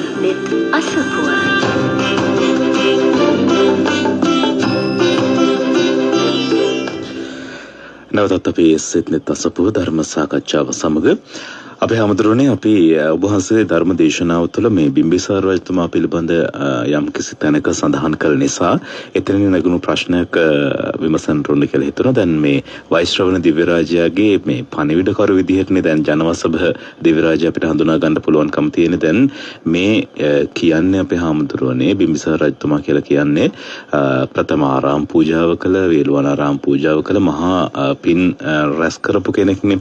දැන් මොහු මේ වගේ දිව්‍ය රාජ්‍යයක් බවට පත් වෙන්නත් ඒ වගේම දැන් අපි අහලා තියෙනවා මේ ශාසන ඉතිහාසය තුළ බත් සරලුවක් පූජා කරලා දී බෙරළි මලක් පූජා කරලා මහේශාක්‍ය දෙවිවරු බවට පත්වන්නට මහා ගව් ගණන් විශාල දිව්‍ය විමාන පහල කරගත්ත දිව්‍යාංගනාවන් දිව්‍ය රාජයන් ඉන්නවා කියලා. මේ දේ සිද්ධ වෙන්නේ කොහොමද අපේ හැමදෙරෝනේ අපි පැහැදිලි කරොත් එහෙම මේ දැන් වේළුවනාරාම වගේ මහා ආරාමයක් පූජා කරපු බිම්බිසාර රජතුමා ජනවසභ නම් සාමාන්‍ය දෙවියෙක් බවට පත් වෙනවා. මේ දේවල් කොහොමද අපේ හැමදෙරෝනේ සිද්ධ වෙන්නේ? කරන වෙලාවෙ තියෙන ඇති වෙන සිතුවිල්ල අනුවද කොහොමද අපේ හැමදෙරෝනේ? සමීර ඕකට මේ හොඳ හිතන්න දෙයක් තියෙනවා අර ගෝපක දිව්‍ය පුත්‍රයාගේ සිද්ධිය. ඒ කියන්නේ ගෝපක දිව්‍ය පුත්‍රයාට හිටියා මේ ඒ ඇත්තටම සක්දෙව් රජුගේ පුතෙක්. එතකොට මහා බල සම්පන්න දිව්‍ය නායකයෙකුගේ පුතෙන්නේ. එතකොට මෙයාව සතුටු කරන්න වෙනම ඉන්නවා දැන් රජමැදුරක වගේ තමයි. වෙනම බෙර ගහන්න කට්ටිය ඉන්නවා, නටන්න කට්ටිය ඉන්නවා. පරිවාර සම්පත්තියක් තියෙනවා. ඔව්. සතුටු කරන ඒ නටන බෙර ගහන ටීම් එකක් හිටියා 3 දෙනෙක්. එහෙම. ඉතින් මේ දවසක් ඒ 3 දෙනාගේ නැටුම් බල ඒ බෙර වාදන බොහොම මිහිරට සංගීතය අහගෙන සතුටින් ඉන්නකොට මේ ගෝපක දිව්‍ය පුත්‍රයාට දැනුණා මේ අය ගැන මට මොකක් හරි හුරුවක් තියෙනවා. කවුද මේ කියලා බැලුවා. බලනකොට දැන් තමන්ගේ ආත්මේ කවුද කියලා තමන් ගැන දන්නවා. කල්ැතුවම දන්නවා. අනේ මේ බෙරග ගහ මේ නටනට ඉන්න මේ 3 දෙනා මට ගිය ජීවිතේ මේ අද මං ඉන්න තැනට එන්න උදව් කරපු මට ධර්මයේ කියලා දුන්න මේ ගෝපක දිව්‍ය පුත්‍රයා සෝවන් වෙච්ච කෙනෙක්. ඒතර මෙතුමාට සෝතාපන්න ඵලයට පත් වෙන්න ධර්මයේ කියලා දුන්න සහ මෙතන අද මේ වගේ මහේසාක්‍ය උපතක් ලැබලා තියෙන බොහෝ දන් දීලා ඒ දන් දෙන්න උදව් කරපු ස්වාමීන් වහන්සේලා තුන්නම මේ අද මේ නටනට බෙරග ගහින්නේ. එහෙමයි. ඒගොල්ලෝ කියපු ධර්මයේ අහලා තමයි මේ සෝවන් වෙලා තියෙන්නේ. අද එතුමිය එදා කාන්තා ආත්මය ගෝපිකාව. එහෙම. එතකොට අද ගෝපිකා මෙතන ගෝපක දිව්‍ය පුත්‍රයා වෙලා පුරුෂ භාවයකින් දෙව් පුත් නිකන් නෙමෙයි දිව්‍ය රාජයෙක්ගේ දිව්‍ය පුතෙක් විදියට ඉපදිලා ධර්මයේ කියපු හාන්දුරුවෝ ටික බෙරග ගහනන්නට ඉන්නවා. තමන්ගේ ගෝලෙ වෙලා. එතකොට ඔබ හිතන්න සේවක මට්ටමේනේ. එහෙම. හේතුව මොකක්ද? ඒ කියන්නේ සිල් රැකලා නැද්ද මේ හාන්දුරුවෝ? අනේ හේතුව තමයි අපේ. දුසිල් නෑ සිල් රැකලා. සිල් රැකලා. ඇයි සමීර මේ සිල් රැකේ නැත්තම් දෙවියන් අතර හරි බෙරග ගහ ඉන්නේ කොහමද? බෙර ගන්න හරි දෙවියන් අතරට ආවේ සිල් රැක්කේ ඉඳනේ. දුසීලකම් කරා නම් දිව්‍ය ලෝකෙ නෑනේ. එහෙමයි. එහෙනම් ඉතින් කොහේ හරි පෙරේත ලෝකේ හරි කොහේ හරි යයි නේ තිරිසන් ලෝකෙ කොහේ හරි. එතකොට මේ හාමුදුරුවෝ දෙවියන් අතර ආවා කියන එකෙන් පැහැදිලි සීල රැකලා තියෙනවා. එහෙමයි. දැන් අපි මිනිස්සු හිතන්නේ බුද්ධ ශාසනය හැමෝම අපි කොහොමද පන්සිල් පද ටික රැකන් ඉන්න ඕනේ ඕකනේ කියන්නේ දැන්. ඒතර උපසම්පදා වෙච්ච හාමුදුරුවෝ හැටියට පැවිදි සීල රැකලා තියෙනවා මේ කට්ටිය. එහෙම. හරි ප්‍රශ්නයක්. දැන් ධර්මය හපු උපාසකම්මා දිව්‍ය රාජෙක් වෙලා එයාගේ ගෝලයේ වෙලා සේවකයෝ වෙලා මේ බණ කියපු හාමුදුරුවෝ ටික දම් පිළිගත්තා. දම් පිළිගත්තා. ධර්මයේ කියා දුන්න කට්ටිය සිල් රැකපු කට්ටිය. ධර්මෙත් කියලා දුන්නම දිවට දානෙ පිළිගත්තා. එහෙම. ඒ දානෙ පූජා කරපු ඇත්තේ අද මෙහි නායකයා. අන්න සිද්ධියක් හිතන්න දෙයක්. එතකොට මේක වෙලා තියෙන්නේ ඇයම අහනවා. ඇය කිව්වට දැන් මේ ඔහු ගෝපක දෙවි පුත්‍රය අහනවා කොයි පැත්ත බලාගෙනද මට ඔය කියපු ධර්මයේ තමුන්නාන්සේලා පිළිපැද්දේ කියලා අහනවා. මට ධර්මයේ කිව්වා එදා තමුන්නාන්සේලා කොයි පැත්ත බලන්ද පිළිපැද්දේ. මොකද මේ ගෝපක දෙවි පුත්‍රයාට ඒ වෙලාවේ සමීර සංවේගයක් ආවා. අනේ මේ අය පව්. මොකද මේගොල්ලෝ හින්දානේ මං අද මෙතන ඉන්නේ. එහෙමයි. ඇත්තටම ඇය මේ ස්වාමීන් වහන්සේලා තුන්නම චාරිකාවේ වඩින අතරේ වස් කාලේ කිට්ටු වෙනකොට දැකලා ඔබ වහන්සේලා හම් පොඩක් වැඩ ඉන්න. මේ පාර කොහෙද වස්වසන්නේ කියලා ඇහුවා. කිව්වා මේ අම්මා අපිට එහෙම විශේෂ තැනක් තාම තීරණයක් කරගෙන නැහැ. කොහේ හරි තැනක් බලලා හිතාගෙන ඉන්නවා නවතින්න කියලා. හරි. එහෙනම් ඔබ වහන්සේලා මේ ඔහොම වැඩ ඉන්න. මම අපේ වත්තේ ලෑස්ති කරන්න ඔබ වහන්සේලාට වැඩ ඉන්න කුටි කියලා. ඉක්මනින්ම සූදානම් කරේ මේ වස් කාලේ වැඩ ඉන්න කුටි ටික. ඒ වස් කාලේ කරපු උපස්ථානය මේ මහා ලොකු ජීවිත කාලෙම නෙමෙයි. අර වස් කාලේ මේ තුන්නමට දානෙ පූජා කරලා, ගිලම්පස පූජා කරලා, සිව්පසයෙන් මෙපවස්ථාන කරලා මේ ධර්මය හවුවා. ඒ වස් කාලේ පුරාම දේශන අහලා මේ අම්මා හොඳ ධර්මඥානයක් හදාගත්තා. ඊට පස්සේ අර සන්නහසලා ජීවිතාන්ත දක්වා හිටිනේ උන්වහන්සේලා චාරිකාවේ වැඩියා. එහෙම. ඊට පස්සේ මේ අම්මා අර අහපු ධර්මයත් එක්ක තවත් දේශන ඊට පස්සේ තව තැන් වලින් ස්වාමීන් වහන්සේලාගෙන් අහන්න නැති මේ අම්මා ඊට පස්සේ ජීවිත කාලේ පුරාම හොඳට ධර්මය වැඩුවා. ධර්මය පුරුදු පුහුණු කරා. එයාම සෝවාන් වුණා. එතකොට කලින්ම මේ ඔක්කොම අතරින් ජීවිතය අතහැරලා ආවේ අම්මා. මොකද එයා වයසයිනේ අර හම්දුරුන්ට වැඩිය. මේ අම්මා ජීවිතය අතහැරලා දැන් උන ගෝපක දෙවි පුත්‍රයා වෙලා ඉපදුණා. දැන් අර හම්දුරුරු තාම මේ මනුස්ස ලෝකේ භික්ෂුන් ඉදිරියේ ඉන්නවා. ඉතින් මෙයා දිව්‍ය රාජයෙක් විදියට ගෝපක දිව්‍ය පුත්‍රයා විදියට කාලයක් ඉන්න අතරේ තමයි මොකද මනුස්ස ලෝකයේ ආවිෂ දිව්‍ය ආයුෂත් එක්ක ගත්තාම මේ බොහොම සොච්චමක්නේ සමීර. එතකොට දැන් අර හාමුදුරුවෝ තව අවුරුදු 20ක් 30ක් 40ක් 50ක් ඉඳලා මේ අපවත් උනත් ඕක මේ අරහේ මහ ලොකු කාලයක් නෙමෙයි දෙවියන් අතරේ. එතකොට එතුමිය දැන් ඉහි ගෝපක දිව්‍ය පුත්‍රයා වෙලා ඉපදිලා ඔය ඉන්න අතරේ තමයි අලුතෙන් ඔන්න ටීම් එකක් ඇවිල්ලා ඉන්නවා නැටුම් කණ්ඩායමට කියලා ආරංචි වුණේ. එන්න කියන්න බලන්න නටමු කියලා තමයි ඉතින් ගෙන ගත්තේ. පස්සේ තමයි තේරුනේ මේගොල්ලෝ හුරුයි කියලා. ඉතින් මේ අර ජීවිත කාලේ පුරාම දැන් නම් ගමේ පන්සලේ හාමුදුරුවෝ කියනකොට ජීවිත කාලේ පුරාම එකම හාමුදුරුවරු ටිකක් නේ අර වැඩිපුරම සමීපව ඇසුරු කරන්නේ. එහෙමයි. හැම අවුරුද්දෙම උන්වහන්සේලාට සලාක දාන තිදී මාසයක් ගානේ සලාක දාන තිදී ඒ හාමුදුරුවරුත් එක්ක සමහරට ජීවිත කාලෙම එකට සමීපව ඇසුරු කරනවා. මේ අම්මට එහෙම අවස්ථාවක් ලැබුණේ නැහැ. ඒ නිසා තමයි අර එකපාරම අඳුර ගන්න නැතුව මේ කවුද කියලා හුරුයි නිකන් කියලා බැලුවේ. අනේ මේ එක වස් මාස 3කදී මට උපස්ථාන කරන්න හම්බෙච්ච හාමුදුරුවෝ තුනමනේ. ඒතකොට තමයි කිව්වේ තමුන්නාසල මොන පැත්ත බලන්ද ධර්මය වරුදු කරේ. මම අද සෝවාන් වෙලා ඉන්නේ තමුන්නාසල කියලා දුන්න දේශන ටික අහලා. මතයක් තියෙනවා ඔය මේ රටේ සමහර හාමුදුරුවෝ ඔය මිනිස්සු අතරට ගෙනාපු වර්තමාන මතයක් මගපල ලබන්න නම් මගපල ලැබපු කෙනෙක්ගේම බණ අහන්න කියලා. මතයක් ගේනවා. අධර්මවාදී මේ විවිධ මේ දෘෂ්ටි මිනිස්සු අතරට ගේන කණ්ඩායම් විසින් කියන කතාවක්. ඕක ඒක ඇත්ත නෙමෙයි.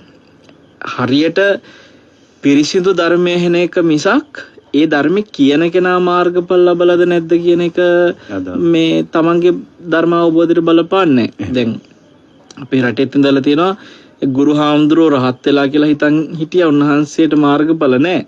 හැබැයි ගෝල හාමුදුරුවෝ ටික රහත් වෙලා.